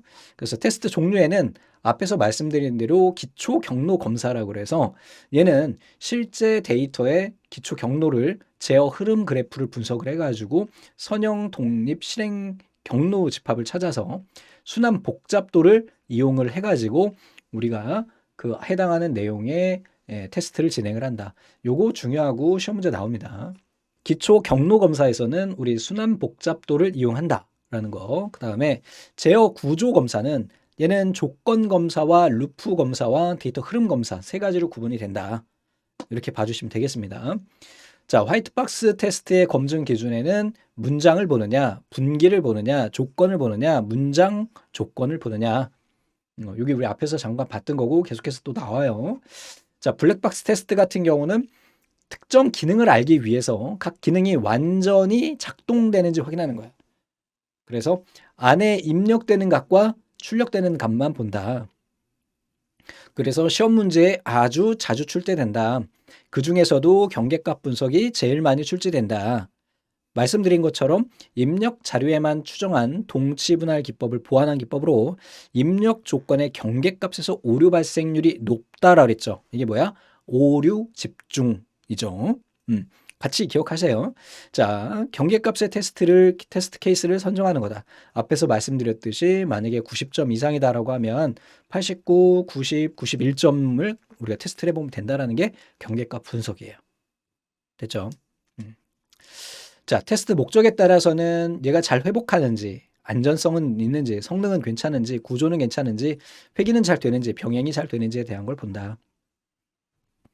성능 테스트의 상세 유형에는 부하를 적용해 보는 거예요. 아주 이 시스템이 예를 들면은 댐을 만들었어요. 그러면 댐을 딱 지었으면은 이 댐에 뭐 10만 톤이 들어간다. 그러면 11만 톤까지 넣어 보는 거야. 그죠? 예, 버티나 안 버티나. 강도 테스트. 얘는 망치로 때려 보는 거야, 얘를. 그 스파이크 테스트. 최고로 만약에 이게 10만 킬로로 되어 있을 때 얘가 뭐 2시간 동안 되는 거다 그러면 얘를 1시간 만에 한번 넣어보는 거야. 내구성 테스트, 야, 오랜 시간 동안 지켜보는 거죠, 이게. 댐을 생각하시면 쉬워요. 자, 테스트 커버리지 이제 나오게 되고요. 얘도 자주 출제돼요. 앞에서 우리가 2번이나 이렇게 테스트 커버리지에 대한 내용을 봤고요. 걔네에 대한 구체적인 내용을 보게 됩니다. 자, 커버리지라고 하는 거는 얼마나 많이 라는 의미죠. 예를 들어서 1000개의 라인이 있을 경우에 그중에 1000개를 다 했느냐에 대한 거죠. 자, 종류가 쭉 나오고요. 기능 기반이에요. 그래서 얘네는 각각 기능 단위로 보는 거죠. 이 안에는 기능이 500개가 있어. 그럼 이 기능 500개를 다 테스트했나 보는 거고요. 라인은 제가 좀 전에 예를 들었던 것처럼 전체 라인을 다 테스트해봤는지. 코드 기반, 얘도 이제 라인 기반에서 좀 더 확장된 건데 라인은 한 줄 한 줄이죠. 근데 얘는 어떤 코드의 집합 뭐 이런 걸 테스트한다. 자, 구문 기반은 내부의 구문은 뭐예요? 문법적으로 틀린 부분이 있는지 없는지를 볼 수 있는 단위가 되잖아요. 그러니까 if문이 있다 그러면 if 해가지고 끝날 때까지 끝날 때까지의 부분까지 보는 것. 조건 기반은 만약에 if문이 있다 그러면 이 조건이 만약에 90점 뭐 점수가 그러면 이 부분을 보는 거고. 결정 기반은 이 안에서 만약에 조건이 2가지가 있을 경우에요. 그리고 뭐 점수가 보면은 이거는 그냥 점수라고 했는데 영어 점수와 만약에 수학 점수를 본다 이렇게 본다 그러면 이 조건과 이 조건 둘 다 모두 됐느냐에 대한 거. 그래서 여러분들이 제일 어려워하시는 게 바로 이거죠. 조건 기반과 결정 기반. 이렇게 조건은 그냥 단순하게 해당하는 그 if문에 해당하는 부분이 되는 거죠. 전체적인 이거고 그 결정 기반 같은 경우는 각각의 단위별로 이렇게 여기 보시면 결정 포인트 내에 모든 개별 조건, 즉 이 조건, 이 조건 모두 닿는지에 대한 것이고 구문 기반은 구분에 의해서 이 테스트가 요 하나가 잘 됐는지에 대한 걸 보는 거예요. 그래서 나머지는 얘네를 혼합한 거니까 이렇게 봐주시고요. 그래서 전체적으로 보면은 제일 세부적인 게 이제 구문 커버리지, 결정 커버리지, 조건 커버리지, 그리고 조건 결정 커버리지죠. 그 다음에 변경 조건, 다중 조건, 경로 커버리지 이렇게 된다. 그래서 다 아실 필요는 없고 종류를 이름으로 기억을 하시고요. 여기서부터 시작해가지고 여기까지만 나머지는 조합이에요. 그렇게 기억하시면 되겠습니다. 자, 그러면 이런 테스트를 하는데도 도구가 있으면 편하게 할 수 있잖아요. 그래서 테스트 자동화 도구는 바로 이런 테스트를 자동화해 주는 것이다 라고 봐주시면 되겠고 시험 문제에 이제 좀 출제되는 아이예요. 정적 분석 도구라고 하는 거는 실행하지 않고 소스 코드를 분석하는 거야. 실행 도구는요, 실제로 실행하는 거야. 그러니까 얘는 정적 분석 도구고 얘는 뭐예요? 네, 동적 부분이 되겠죠. 그래서 데이터 주도 방법과 키워드 주도가 있어요. 데이터 주도는 데이터를 스프레드시트 엑셀이에요. 여기다 저장하는 형태고 얘는 키워드를 가지고 테스트를 하게 돼요. 성능 테스트 도구도 있어요. 성능 테스트 도구는 실제 얘네에다가 양을 넣어보는 거야. 그래서 처리량, 응답, 시간, 경과, 시간, 자원. 그래서 처리량이나 응답 시간이나 경과 시간이나 자원 사용률을 보는 거죠. 그러니까 이게 부하 테스트라고 보시면 돼요. 테스트 통제 도구, 그 다음에 또 자주 출제되고 이제 확장돼서 보게 될 테스트 하네스 도구예요. 얘는 100%예요. 이제 뒤에 나오게 됩니다. 자, 그래서 바로 테스트 하네스 도구가 나오네요. 자, 테스트 하네스 도구는 자, 이 2가지를 기억하시면 돼요. 자, 우리가 테스트를 할 때 보면 우리 모듈들을 각각 설계한다 그랬죠? 이렇게 모듈이 얘랑 얘랑 관계가 되고 얘랑 얘랑 관계가 되고 얘랑 얘랑 연결이 되고 뭐 이런 식으로 우리가 소프트웨어를 개발을 할 때 이런 식으로 구조화 된단 말이죠.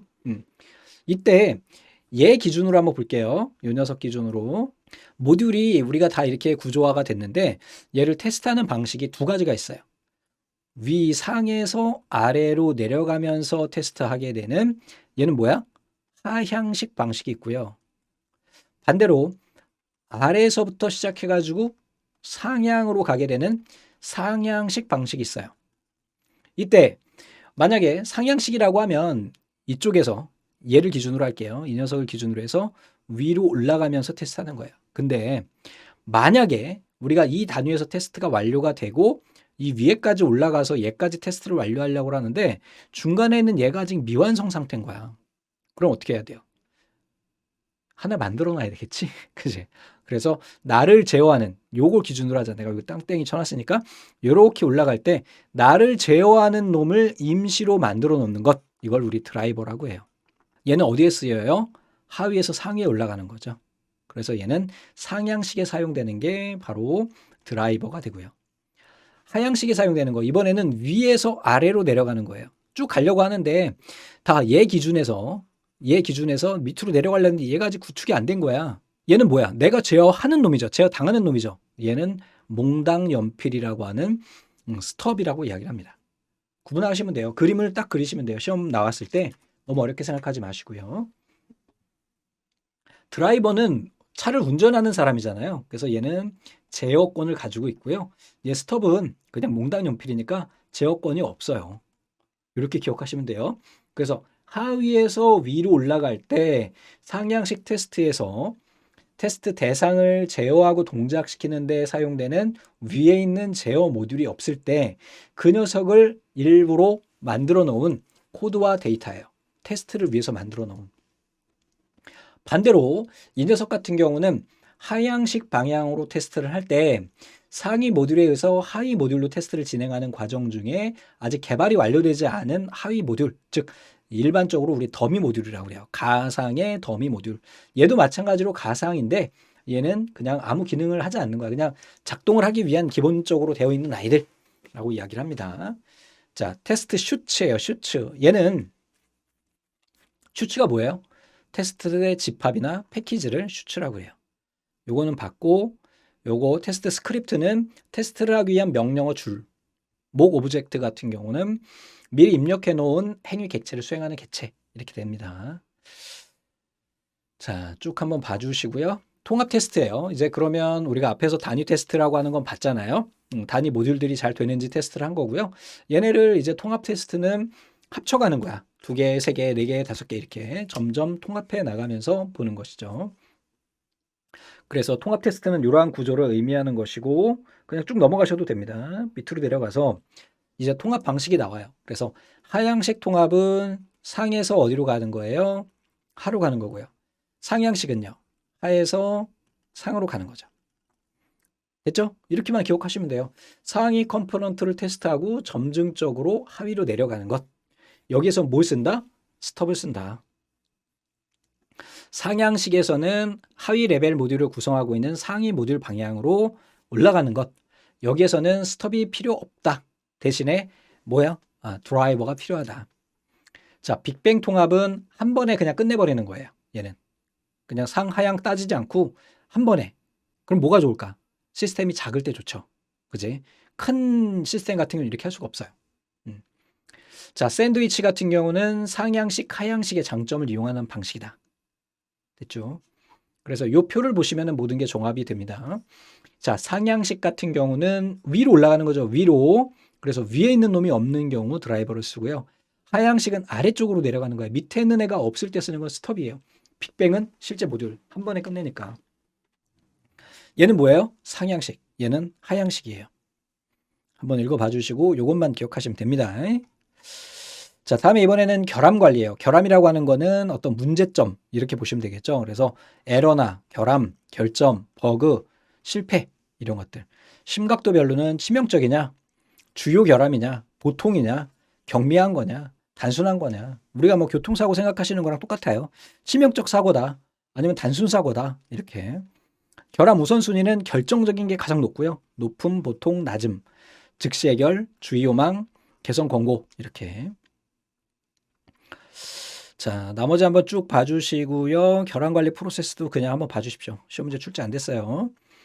쭉쭉 내려가서 이제 결함 관리 도구에는 좀 보셔야 될 것 같아요. 결함을 관리하는 도구 중에는 멘티스, 그 다음에 트랙, 버그질라, 레드마인, 쥐라, 테스트 콜랩 이런 아이들이 있다. 간단히 봐주시고요. 결혼 관련 용어에서 이게 이제 시험 문제 출제가 됐는데 우선 에러라고 하는 거는 소프트웨어 개발 또는 유지 보수 수행 중에 발생한 부정확한 결과예요. 이게 핵심이네. 부정확한 결과. 누가 뭐 발생시켰을까? 개발자가요. 오류는요. 코드상에 존재하는 것으로 비정상적인 프로그램과 정상적인 프로그램 간의 차이로 인해서 발생되는 거야. 에러라고 하는 거는 부정확한 결과고요. 얘는 차이에 의한 거예요. 됐죠? 자, 그래서 이런 경우에는 문제를 보시는 게 훨씬 좋아요. 한번 출제됐으니까. 개발 활동 중에서 수행함에 있어서 시스템의 고장을 일으키게 하여 오류가 있는 경우 발생하는 것. 얘를 바로 오류 또는 결점이라고 이야기한다. 됐죠? 같이 매칭해서 기억하세요. 저것만 기억하시면 됩니다. 자, 성능 개선이에요. 애플리케이션 성능은 처리량이 좋아야 되고 응답 시간 빨라야 되고요. 경과 시간이 짧아야 되고 자원 사용률이 높아야 돼요. 그래서 여기에서는 앞에서 이야기한 것처럼 성능, 부하, 스트레스 점검 도구가 있고 또 모니터링 도구가 있어요. 자, 위험 감시라고 하는 애는 위험 요소들을 미리 확인해 놓고 계속해서 주시하는 거죠. 모니터링 하는 걸 의미합니다. 그래서 어플리케이션 성능 저하 원인이 있는데요. 프로그램이 느려지는 이유는 DB 락, 불필요한 DB 패치, 연결 누수, 부적절한 커넥션 풀 사이즈 이런 것들이 있다. 간단히 봐주십시오. 출제 안 됐어요. 자, 나머지들 쭉쭉 봐주시고요. 우린 출제된 것들만 볼 거예요. 자, 알고리즘에서 이제 알고리즘 설계 기법이 있어요. 그래서 분할 정복법. 앞에서 보셨잖아요. 그죠? 쪼개가면서 보는 거야. 분할하고 정복하고 다시 합치는 거죠. 대표적인 게 퀵 정렬과 병합 정렬 또는 합병 정렬 이런 것들이 있다. 자, 동적 계획법은요. 이 문제를 해결하기 위해서 바텀업, 즉 아래에서 위로 올라가는 상향식 방법이고 문제를 부분 문제로 분리해요. 그리고 여기에서 핵심은 분할 정복하고 다른 것은 낮은 단계 부분 문제부터 계산해 나가는 거예요. 쉬운 것부터. 여기에서 대표적인 게 피보나치 수열 알고리즘이고요. 그 다음에 탐욕법은 국소적인 관점, 좁은 관점에서 최적의 해결 방법을 구하기 위한 방법이다. 그냥 이렇게만 기억하시고 실제 시험 문제에서는 여러분들은 이것만 기억하시면 됩니다. 분할 정복법에서의 퀵 병합 정렬 알고리즘이 있다. 이렇게. 자, 퇴각 검색법, 분기 안정법, 근사 해결법 이런 거 간단히 한번 봐주시고요. 시간 복잡도라고 하는 애가 있어요. 즉 우리가 알고리즘을 구축을 했는데 얘네가 어느 정도의 성능을 가지고 있는지를 보는 거예요. 그래서 우리가 대표적으로 많이 쓰는 게 이제 빅 O 노테이션이에요. 알고리즘의 실행 시간이 최악일 때를 표기하는 방법. 또 이 세타 같은 경우에는 평균일 때, 그 다음에 오메가일 때는 최상일 때 이렇게 해서 시간 복잡도를 나누게 됩니다. 그래서 정렬 방식별로 알고리즘 복잡도가 있는데 이것이 열날이 출제가 됩니다. 여기에 지금 표시가 안 되어 있는 이유는 계속해서 또 반복될 거거든. 근데 팁을 하나 드릴게요. 팁을. 선택 정렬, 버블 정렬, 삽입 정렬은요. 우리 조금 이따 자료 구조에서 정렬을 볼 거거든요. 그 정렬에서 본 교재에 설명되어 있는 그 정렬들이에요. 얘네는요. 다 똑같아요. 요거 하나만 빼고 요거 하나 기억하시고요. 나머지는 같아요. 근데 시험 문제 보기에 최선은 잘 안 나와. 보통 평균이나 최악이 나오기 때문에 우리 교재에서 소개한 알고리즘은 다 같다. 그리고 나머지 이제 또 힙이나 병합이나 퀵 정렬 얘네들의 평균 알고리즘은 또 이렇게 같아요. 최선도 같아. 최악일 때 이런데 퀵만 별도로 기억하시면 돼요. 그래서 두 개를 구분해서 보시면 되겠고요. 얘네의 시간 복잡도 로그 그래프예요. 이런 식으로 된다라는 거 간단히 봐주시면 되겠고 이 수치값을 이 복잡도를 보시면 됩니다. 자, 그래서 빅5 표기법에서 1은 콘스탄트죠. 일정한 걸 의미하는 거고 로그 2의 n도 우리가 가장 많이 나오는 이 녀석이죠. 얘는 우리가 지금 보게 되는 힙정렬, 퀵정렬, 병합정렬에 우리가 사용이 된다. 나머지 보실 필요 없고요. 이것만 보시면 돼요. 자, 순환 복잡도인데요. 다른 거 다 빼고 그냥 뭔지만 보시면 돼요. 이 공식도 간혹 나오긴 하는데 시험 문제도 딱 한 번 출제됐어요. 그래서 요 제어 그래프의 맥케이브의 순환 복잡도 계산 공식을 기억하시면 됩니다. 얘 같은 경우는 2 마이너스 n 플러스 2가 돼요. 그래서 2 같은 경우는 화살표 수예요. 하나, 둘, 셋, 넷, 다, 여, 7개가 되겠죠. n은 노드가 되겠죠. 노드는 요 단말들을 의미해요. 4개죠. 더하기 2니까 7에서 4 빼면 3이고 플러스 2 하면 얼마가 나올까요? 네, 5가 나오게 되겠네요. 그래서 이거는 뭘 의미하는 거냐면 A라고 하는 모듈은 B랑 C랑 이렇게 영향을 주고요. D한테 영향을 받아요. 이런 의미입니다. 이 문제는 항상 똑같아요. 자, 여기 보니까 답이 잘못 표시가 됐네요. 이거 3번이 답입니다. 자, 소스 코드 최적화예요. 소스 코드 최적화도 왜 하는 걸까요? 훌륭한 소프트웨어 만들기 위한 거죠. 자, 클린 코드라고 하는 거는 깨끗하게 정리된 애고 나쁜 코드는 막 엉망이네요. 아시겠죠? 뭐 이게 뭐 그냥 뭐 굳이 뭐 외울 필요도 없어요. 그래서 여기 나오는 거는 이제 가독성이 좋냐, 단순하냐, 의존성이 배제됐냐, 중복 최소화냐, 추상화가 잘 되어 있냐 이런 것이죠. 또 여기 이제 스파게티 코드라고 하는 애, 엉켜있는 애를 이제 나쁜 코드라고 한다라는 것까지 기억하시면 됩니다. 그래서 뭐 굳이 외울 필요가 없어. 자, 소스 코드 간결성을 유지하기 위한 것은 공백을 이용해서 실행문 그룹과 주석을 명확히 구분하고 복잡한 논리식과 산술식은 가로하고 들여쓰기, 인덴트 이렇게 들여쓰기 하는 거죠. 단계별로. 빈 줄을 이용해서 선언부와 구연부를 구분하고 한 줄에 되도록 적은 문장을 코딩해요. 제어 구조를 쉽게 이해할 수 있도록. 작성 원칙 자주 출제됩니다. 가독성, 읽기 쉽냐, 단순하냐, 의존성이 배제되어 있냐, 중복이 적냐, 추상화가 잘 되어 있느냐 이거죠. 문제 한번 볼게요. 클린 코드를 작성하기 위한 원칙으로 틀린 것은 추상화, 하위 클래스 메소스 함수를 통해 어플리케이션의 특성을 간략하게 나타내고 상세 내용은 상위 클래스 메소스 함수에서 구현한다. 추상화라고 하는 것까지는 좋아. 간략하게 나타내는 것까지는. 그런데 여기 보시면 상세 내용은 상위 클래스 메소스 함수에서 하는 게 아니고 구조를 상위에서 하는 거고요. 그리고 상세는 하위에서 하게 됩니다. 그래서 이게 잘못된 거예요. 자, 외계인 코드는요. 이건 옛날에 개발을 해가지고 문서가 남아있지 않거나 오래된 프로그래밍 언어를 이용을 해서 누가 썼는지 모르는 거지. 소스 코드 최적화 유형에는 클래스는 클래스별로 분할하고 좋은 이름을 쓰고요. 변수나 이런 것들, 클래스 이름, 코딩 형식 준수하고요. 느슨한 결합, 적절한 주석을 이용을 합니다. 자, 그럼 이런 소스 코드 품질 분석하는 도구들이 있어요. 그래서 우선 정적 분석 도구가 있고요. 정적은 뭐야? 얘는 문서 확인하는 거라 했죠? 정적이라고 하는 건. 그래서 초기에 일어나게 됩니다. 보통 문서를 이용하기 때문에 여기에서는 이걸 아시면 돼요. 그래서 PMD, CPP 체크, 소나 큐브, 체크 스타일, CMM, 코벤투라. 그렇죠? 이게 이제 시험 문제 나와요. 그래서 정적 분석 도구에는 이런 종류가 출제가 되기 때문에 여러분들이 좀 기억하고 계시면 될 것 같아요. 네, 종류만. 동적 분석 도구 같은 경우는 실제로 실행해 보는 거죠. 그래서 얘는 실제로 실행 과정을 통해 가지고 얻게 되는 거고 여기서는 아발란체, 발그린드, 발미터가 돼요. 이걸 보면서 우리가 알 수 있는 것은 동적 분석 도구에서 이걸 구분하는 방법에는 동적 분석 도구에는 발이 들어가더라. 발. 동적 발. 이렇게 기억하시면 돼요. 그래서 이런 종류가 있고 문제 한번 볼게요. 정적 분석 도구가 아닌 것, 발 들어간 거 찾으면 돼요. 발 들어간 거. 이렇게 네 정리해 주시면 될 것 같습니다. 자, 인터페이스는 각각의 모듈 또는 컴포넌트를 연결하는 걸 의미해요.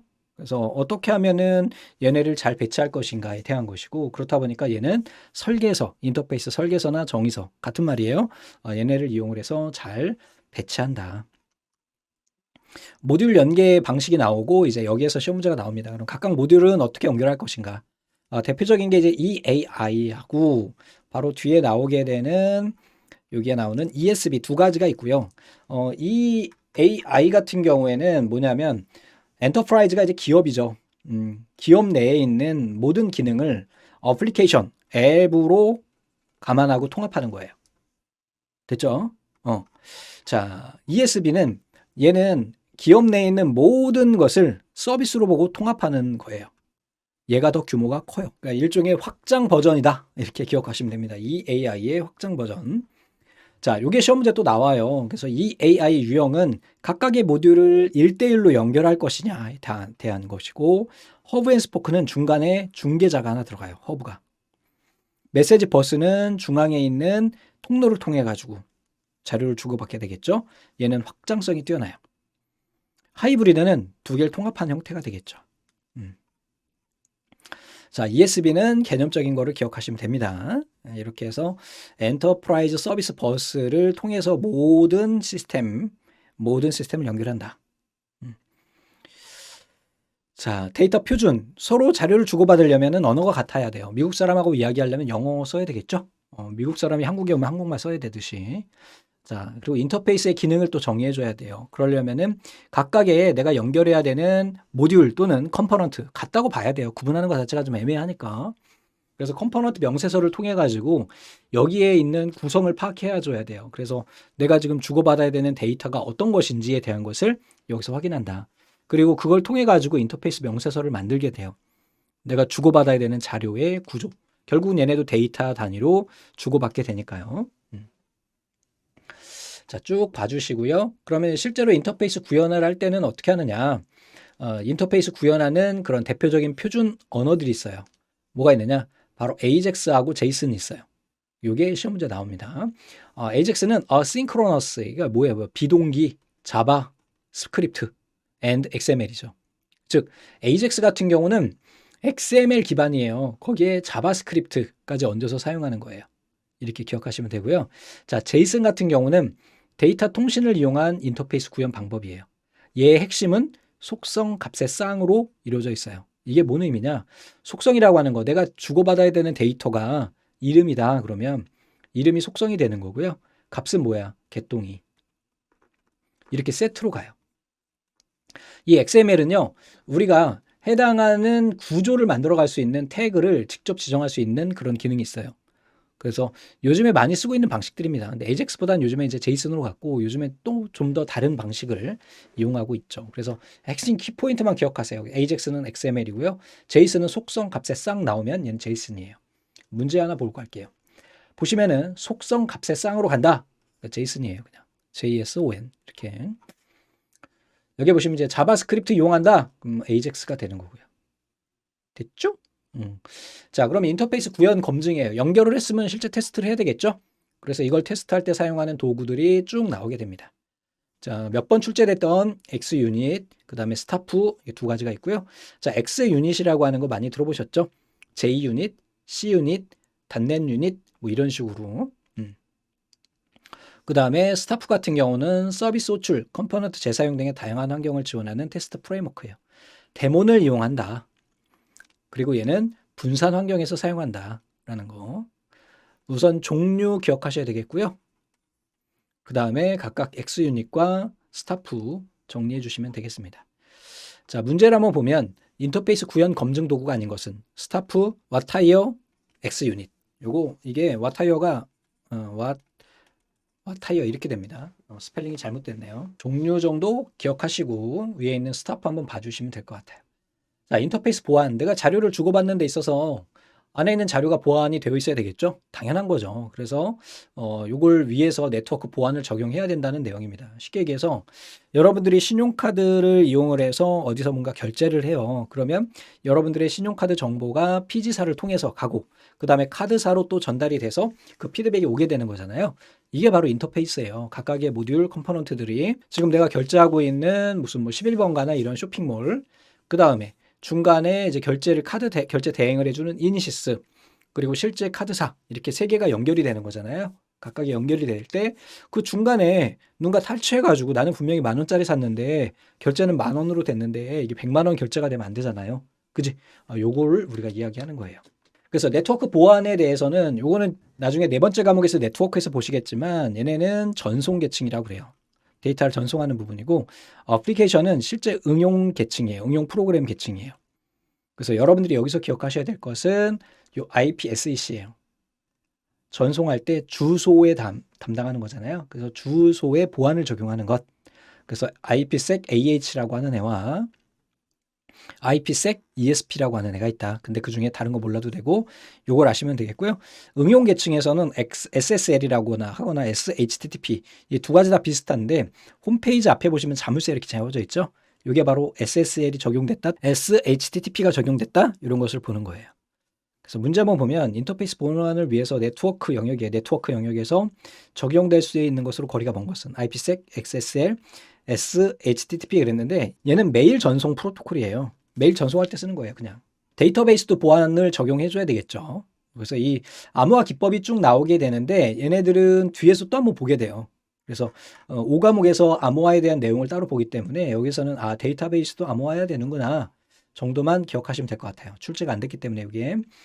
그리고 실제 인터페이스가 연기가 됐으면 만약에 내가 쇼핑몰을 오픈해요. 그럼 카드사 연결을 해야 되잖아. 실제 해봐야 될 거 아니야. 그게 연계 테스트입니다. 자, 이제 자료 구조로 왔어요. 이제 자료 구조에는 우리가 우선은 기본적으로 선형 구조와 비선형 구조가 있어요. 선형 구조는 일직선이고요. 비선형은 이게 아니라는 거야. 대표적인 게 리스트, 스택, 큐, 데크예요. 리스트에는 선형, 연결 리스트 두 가지가 있고요. 자료 구조의 활용에는 우리 정렬할 때 쓰고 검색할 때 쓰고 인덱스 할 때 써요. 인덱스는 우리 두꺼운 책 뒤에 보면은 이렇게 A 해가지고 A가 뭐 5페이지에 있다, 뭐 B가 뭐 6페이지에 있다 이런 거 보일 수 있잖아요. 데이터를 빠르게 찾을 때 우리가 쓰는 AI를 우리 인덱스라고 그래요. 이때 써요.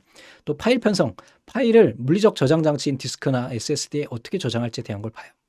우선은 선형 구조는 이렇게 다음에 우리 4과목 가시면 이제 우리 배열이라고 하는 걸 배우거든요. 이렇게 값을 이렇게 나열해 놓는 걸 의미해요. 연결 리스트는 얘는 각각의 자료를 연결하는 거예요.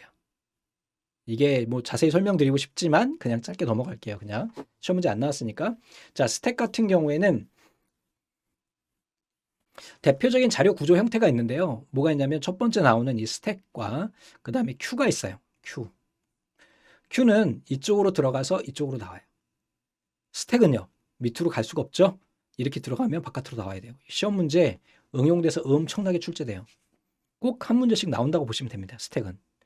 그래서 얘는 나중에 들어간 놈이 먼저 나오게 돼요.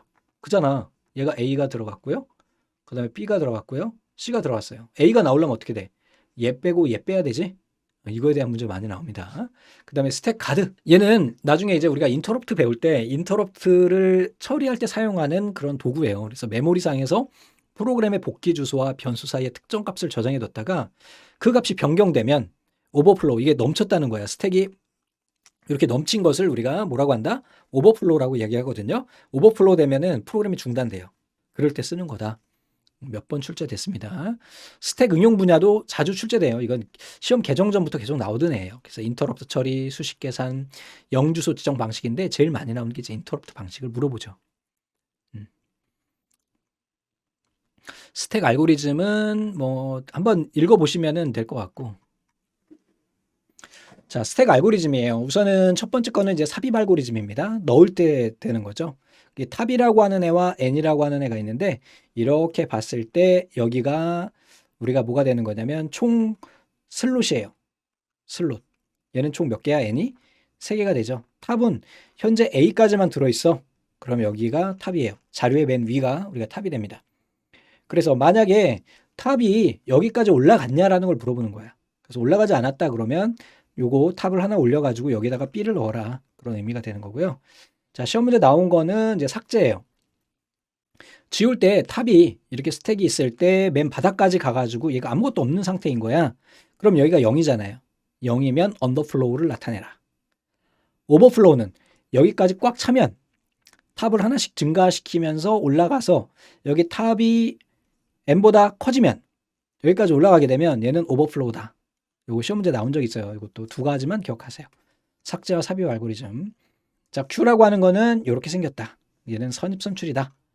한쪽 끝에서 삽입, 다른 쪽에서 삭제되는 거다. 데크는 스택과 Q를 혼합해 놓은 거다. 간단히 봐주십시오. 자, 비선형 구조 이것도 엄청 출제됩니다. 그래서 이렇게 우리 나무 형태로 되어 있는 거고 그래프의 특수한 형태로 노드와 가지로 구성이 되어 있다. 여기서 시험 문제 많이 나오는 거 몇 가지 봅시다. 근노드는 얘가 근노드예요. 뿌리 노드. 그 레벨은 하나, 둘, 셋, 4개예요. 얘는 4개 레벨을 갖는 거예요. 조상 노드는요. 결국은 나를 기준으로 해서 위에 있는 애들이 조상 노드고요. 부모 노드는 바로 위에 있는 거. 형제 노드는 옆에 있는 아이들. 깊이는 이 트리의 최대 레벨이니까 여기까지의 깊이. 그 다음에 차수는 이 마지막에 있는 단말의 개수예요. 근데 주의해야 될 거는 여기서 다른 건 됐고 트리의 차수예요. 그냥 차수와 트리의 차수가 다른데 트리의 차수 같은 경우는 여기에서 가지가 제일 많은 애들 있죠. 얘 가지가 몇 개예요? 하나, 둘, 3개죠. 얘는 하나고 얘는요? 2개죠. 얘는 하나고 얘도 2개예요. 가장 많은 게 뭐예요? 3개죠. 그래서 트리의 차수는 3이에요. 이거 자주 나옵니다. 출제. 자, 문제 있으니까 한번 봅니다. 트리의 차수의 단말 노드 수는 그랬어요. 단말 노드는 끝에 있는 애죠. 그래서 하나, 둘, 셋, 4개가 돼요. 그리고 차수는요. 차수는 좀 전에 우리가 이야기했던 것처럼 가장 많은 가지의 수예요. 트리의 차수는. 그래서 얘는 제일 많은 게 2네요. 자, 이진트리 구조 그림으로 한번 기억해 주시고요. 이진트리 운행법 이것도 자주 출제돼요. 자, 전위, 중위, 후위로 나타내는데 루트의 위치에 따라 달라져요. 전위는 루트가 앞에 가요. 그 다음에 left, right. 중위는요. 루트가 가운데 가요. 그래서 얘는 left, right. 후위는요. 루트가 뒤로 가요. left, right, 루트. 요것만 아시면 돼요. 요것만 기억하면 어려울 게 하나도 없어요. 자, 갑니다. 꼭 출제되는 아이예요. 자, 이렇게 있을 경우에 전위, 중위, 후위 방식으로 각각의 운행한 노드의 순서는 어떻게 되는가 그랬어요. 이때는 하나의 자식 노드들끼리 이렇게 세트로 묶어줘야 돼요. 레벨이 2개씩. 됐죠? 큰 덩어리로 봤을 때 얘가 1이고 얘가 2고 얘가 3이에요. 이렇게 보는 겁니다. 자, 이때 중위만 한번 해볼게요. 중위는 루트가 뭐라고요? 가운데라 그랬죠? 가운데니까 A. 이쪽에 레프트잖아요. 레프트는 뭐야? 우리 1. 그 다음에요. 2. 얘가 라이트가 되겠죠. 이렇게 되는 거예요. 사실은 여기까지만 해도 웬만한 객관식에서 문제를 다 풀 수가 있어요. 그 다음에 레프트만 기준으로 따로 보는 거예요. 뭐라 그랬어요? 우리 좀 전에 레프트, 루트, 라이트 순이죠. 그럼 레프트 먼저 쓰는 거예요. D. 그 다음에 루트. 라이트 하려고 그랬더니 없어. 그 다음에 D 이렇게 되는 거고요. 자, 이 같은 경우는 레프트 하니까 얘가 3이에요. 그 다음에 right, 그 다음에 루트가 C죠. 그 다음에 right 하니까 F야. 즉 얘는 객관식으로 봤을 때 D로 시작해서 F로 끝나는 거예요. 요거 B죠, B. 예, 잘못 쓰면 안 돼. 그 다음에 얘를 또 가보는 거야. 그럼 얘를 기준으로 했을 때 여기서 G, 그 다음에 E, 그리고 H 이렇게 되겠죠. 그래서 결과는 D, B, 그리고 A, G, E, H, C, F 이렇게 되는 거죠. 그래서 만약에 중위로 했을 경우에는 D, B, A, G, H, C, F로 구성된다라는 거. 이렇게 쪼개는 것만 아시면은 나머지는 한번 여러분들이 보시면서 확인해 보시면 될 것 같습니다. 자, 수식 표기 방법도 있어요. 얘도 마찬가지로 연산자 위치에 따른 거예요. 얘 뒤에 있죠? 연산자가 뒤에 있지. 그럼 얘가 뭐가 되는 거야? 후위가 되는 거다. 자, 우리 문제를 풀면서 한번 이야기를 해볼게요. 자, 우선은 첫 번째 중위라고 그랬으니까 중위 루트, 그리고 얘는 레프트, 라이트 똑같죠? 우리 좀 전에 봤던 거랑. 그럼 어떻게 묶으면 돼요? 이렇게 하나의 노드씩 부모와 자식 하나씩 세트로 하고 얘를 우리 1이라고 하고 얘를 2라고 한번 해볼게요. 자, 그러면 이쪽에다 한번 써볼까요? 자, 레프트가 먼저죠? 그럼 1. 그 다음에 루트 A네요. 라이트는 2네요. 자, 1은 좀 전에 우리 뭐라 그랬어요? 레프트, 라이트, 루트라고 그랬는데 DB가 되겠네요. 그럼 DBA로 시작하는 애가 되겠네. 맞아요? 여기까지만 해보시면 돼요. 다음에 포스트픽스로 표현된 연산자로 옳은 것은 그랬어요. 자, 요건 좀 응용을 하셔야 되는데 보시면은 얘가 지금 포스트니까 후위식이죠? 그럼 어떻게 묶으면 되냐면 요렇게 묶어주면 돼요. 그리고 이 녀석도 요렇게 묶어주면 돼요. 그리고 요렇게 묶어주면 돼요.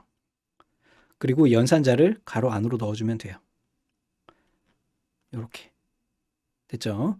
그러면 3, 4, 12, 그 다음에 더하기, 그 다음에 6, 5, 30 이렇게 되는 거네. 그래서 2개를 더하면 42 이렇게 나온다라는 거죠. 자, 다음에 그래프예요. 그래프 같은 경우는 트리는 트리인데 얘네가 모두 연결되어 있는 형태예요. 보통 일반적으로 망형이라고 이야기를 해요. 이렇게 다 일렬로 연결되어 있는 애. 그래서 여기에서는 뭐 시험 개정 전에는 인접행렬 이런 것도 나왔었는데 됐고 우리 좀 전에 우리 순환 복잡도 계산하는 공식 이거 다시 한번 기억하세요. n 플러스 2 그리고 또 한번 출제된 것이 요거예요. 무방향 그래프의 최대 간선수는 n의 n-1에 나누기 2예요. 이거는 노드수예요. 됐죠? 인접행렬도 개정 전에는 출제가 됐었으나 지금은 없고요. 자, 정렬 갑니다. 우선은 정렬에 앞에서 말씀드렸죠. 알고리즘, 우리 복잡도, 시간 복잡도에 대한 거 다 똑같다. 우리 교재에 있는 건 다 똑같다. 그랬죠? 그래서 우선 삽입 정렬이에요. 삽입 정렬은 넣는 거야. 그래서 얘를 이쪽에 있는 요걸로 보셔도 되지만 여기에 있는 요 예제를 가지고 한번 직접 풀어보면서 이야기를 한번 해볼게요. 여기 아래에 여백이 있으니까 여기다 해볼게요. 자, 8, 3, 4, 9, 7 이렇게 있죠. 그러면 이 삽입 정렬은 안으로 넣다 이런 의미가 있잖아요. 그래서 여기서 중요한 포인트는 바로 뭐냐면 바로 키값이라고 하는 애예요. 기준이 되는 아이죠. 그래서 키라고 하는 별도의 변수를 가지고 두 번째 있는 배열 변수를 여기다가 넣어줘요. 그리고 얘랑 앞에 있는 애랑 비교해요. 네가 나보다 크니? 오름차순 할 거예요. 네가 나보다 크니? 그러면 너 뒤로 가. 그런 거죠. 그러면서 배열의 값이 얘가 8이 되고요. 아직 3은 위에 올려져 있어요. 그 다음에 앞으로 또 가려고 했더니 없어. 그럼 그때 삽입하는 거야, 여기서. 키값을.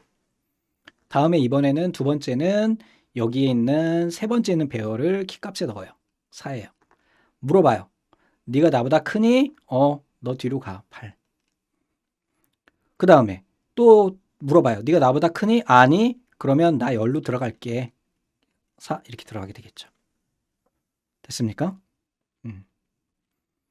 문제에서 우리 좀 전에 뭐라고 했냐면은 1회전한 값은 그랬어요. 1회전한 값은 바로 3, 8, 4, 9, 7이 돼요. 우리는 지금 2패스까지 한 거예요. 아시겠죠? 지금 한 번 여기에 있는 이 3을 가지고 한 것이 1패스고요. 4까지 한 것이 2패스예요. 그래서 우선 답은 나왔고 쉽게 끝까지 한번 가볼게요. 다음에 이번에는 3패스까지 가보면 이번에는 9가 키값에 들어가겠죠? 네가 나보다 크니? 아니. 네가 나보다 크니? 아니. 네가 나보다 크니? 아니. 나 그냥 갈게. 다음에 네 번째는 7이 키값으로 가요. 네가 나보다 크니? 너 뒤로 가. 너 나보다 크니? 너 뒤로 가.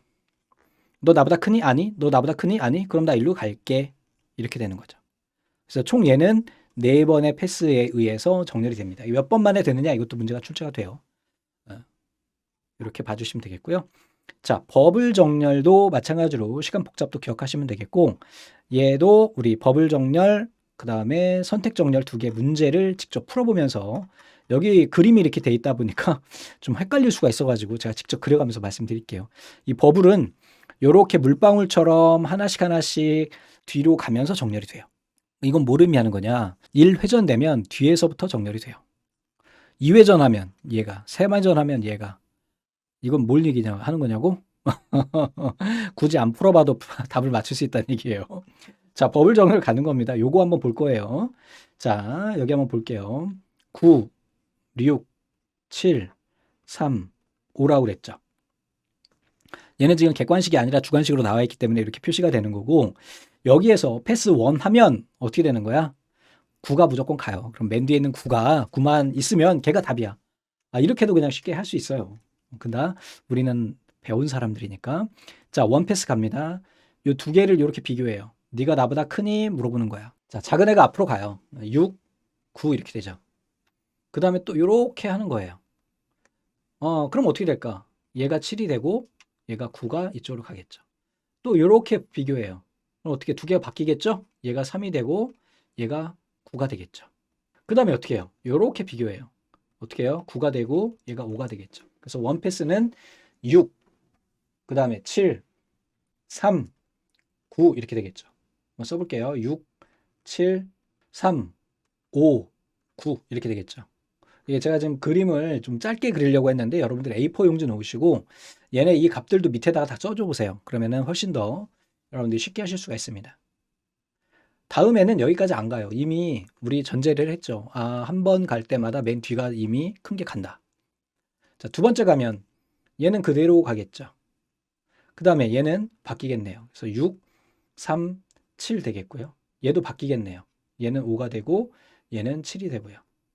여기까지 갈 필요 없어. 이게 2패스예요. 3패스 가면 이번에는 이렇게 가겠죠? 그럼 3, 6, 두 개 또 가겠죠? 얘는 5가 되고 얘는 6이 되고 그 다음에 두 번째에서 이미 7이 정렬이 됐기 때문에 더 이상 갈 필요 없어요. 그래서 결국은 얘는 2P만에 3, 5, 6, 7, 9라고 하는 정렬이 완성이 되게 됩니다. 이게 버블 정렬이에요. 자, 이번에는 이 밑에 있는 선택 정렬이에요. 선택 정렬. 선택 정렬은 여기다 한번 해볼게요. 선택 정렬은 얘는 제일 작은 값이 할 때마다 앞에 가요. 아시겠죠? 버블 정렬은 맨 뒤부터 큰 게 간다. 오름차순 기준일 때. 선택 정렬은 작은 게 앞으로 간다. 그래서 패스 3 하면 3개 정렬된 거 찾으면 돼. 그래서 3, 딱 보면은 그냥 주관식이어도 3개 정렬되면 되죠. 3, 4, 7, 뭐 뒤에는 모르겠어. 그래서 3, 4, 7로 시작하는 애 찾으면 돼요. 그러나 우리는 또 해봐야 되니까 한번 해보죠. 자, 8, 3, 4, 9, 7이에요. 자, 얘가 기준이 돼요. 키값으로 별도로 올라가는 건 아니에요. 지워질 게 아니기 때문에. 그래서 뒤로 물어봐요. 야, 네가 나보다 작니? 그럼 우리 자리 바꾸자. 3이 되고 얘가 8이 돼요. 그럼 3인 채로 비교하는 거야. 네가 나보다 작니? 네가 나보다 작니? 네가 나보다 작니? 작은 애를 찾아가는 거야. 이게 원패스예요. 투패스는 이번에는 두 번째 있는 값을 가지고 해요. 네가 나보다 작니? 그래. 3은 이미 정렬이 됐기 때문에 더 이상 신경 안 써도 돼요. 네가 나보다 작니? 그러면 나랑 자리 바꾸자. 여긴 8이 되는 거고. 네가 나보다 작니? 네가 나보다 작니? 아니. 이게 2P예요. 자, 여기까지 이미 정렬이 된 거예요. 이번에는 얘를 기준으로 해요. 네가 나보다 작니? 아니. 네가 나보다 작니? 그럼 7로 가고 9 가고 8이 가는 거예요. 그럼 얘도 정렬이 됐죠. 다음번에는 네가 나보다 작니? 8, 9 이렇게 가겠죠. 여기에서의 3P의 정렬 순서는 어떻게 된다? 여기가 3P잖아요, 지금. 여기가 3P니까 여기에서 3, 4, 7, 9, 8 이게 답이 되는 거고 최종적으로 4P에서는 8, 9까지 우리가 가겠죠. 3, 4, 7, 8, 9 이렇게 되셨죠. 개념은 알고 계실 거라 생각됩니다. 자, 병합정렬은 얘는 요게 출제가 됐어요. 그래서 두 개의 값의 쌍에 대한 순서를 정한다. 다시 한번 시간 복잡도 정리해 주세요. 우리가 지금 봤던 삽입, 버블, 선택 세 가지만 빅 5의 n의 자승이다. 자, 퀵 정렬도 자주 출제되는데요. 자, 레코드의 양이 많고 이동을 없애고 하나의 파일을 부분적으로 나눠가면서 하는 거예요. 그래서 얘네도 요걸 기억하시면 됩니다. 10정렬도 이 순환 복잡도 기억하시면 돼요. 자, 문제 하나만 볼까요? 정렬된 n개의 데이터를 처리하는데 n의 로그 2의 n인 정렬 알고리즘은 우리 버선삽은 이거는 뭐라 그랬어요? 빅 5의 n의 자승이라 그랬죠? 아닌 거 찾으면 되는 거야. 이런 식이에요. 자, 퀵 정렬에 대한 문제 한번 봐주시고요. 자, 이것도 키포인트인데요. 퀵 정렬 같은 경우는 분할 정복 기법을 쓴다. 이것도 같이 키워드로 기억하십시오. 자, 검색과 해싱이에요. 검색이라고 하는 거는 뭔가 빨리 찾아가기 위한 거죠. 그래서 이분 검색이라고 하는 것이 있고 선형 검색이 있어요. 선형 검색은 나열된 값으로 쭉 찾아가는 거야. 1, 2, 3, 4, 5, 6, 7, 8, 9, 10 이렇게 순서대로 쭉 찾아가는 거다. 다음에 해싱이라고 하는 거는 해싱 함수를 이용해서 뭔가 계산을 해 나가겠죠. 계산을 해가지고 그 레코드에 대한 해시 테이블을 별도로 만들고 홈 주소를 계산을 해서 주어진 레코드에 접근하는 거예요. 그래서 키가 있으면 어떤 버킷 안에서 그 내용들을 매칭을 시켜서 함수에 의해서 내가 원하는 값을 빨리 찾아갈 수 있도록 하는 기법이에요. 얘는 직접 접근에 주로 사용하고요. 시험 문제는 요 종류가 나옵니다. 그래서 재산, 나누기죠. 중간 제곱, 중첩 방법, 기수 변환, 개수 분석 이렇게 나오고요. 시험 문제는 항상 요게 나와요. 종류가 아닌 것. 제곱, 숫자 분석, 개방 주소법이라고 하는 건 없어요. 똑같은 문제가 계속 출제됩니다. 나머지 한번 쭉 봐주시고요. 해싱 관련 용어도 시험 전에는 좀 출제가 됐는데 개정 후에는 출제가 안 됩니다. 자, 다음에 이번엔 인덱스예요. 인덱스는 어떤 거냐? 이렇게 자료 테이블이 있으면 별도의 인덱스 테이블을 만들어 놔요. 그 책 맨 뒤에 있는 것처럼 우리 뭐 기억, 니은 또는 A, B 순서대로 잡아놓고 그룹별로 잡아놓는다 보시면 돼요. 여기가 10번이고 여기가 20번이다 그러면 10번이면 10번에서부터 여기까지의 값, 20번이면 여기까지 빨리 찾아갈 수 있잖아요. 그냥 얘만 있으면 어때요? 여기서부터 쭉 찾아가야 되지만 얘는 20이다 그러면 22치에 가서 찍어서 22에 해당하는 애들만 찾아가면 되니까. 그래서 여기에서 사용되는 구성 방법이 트리가 있어요. B트리.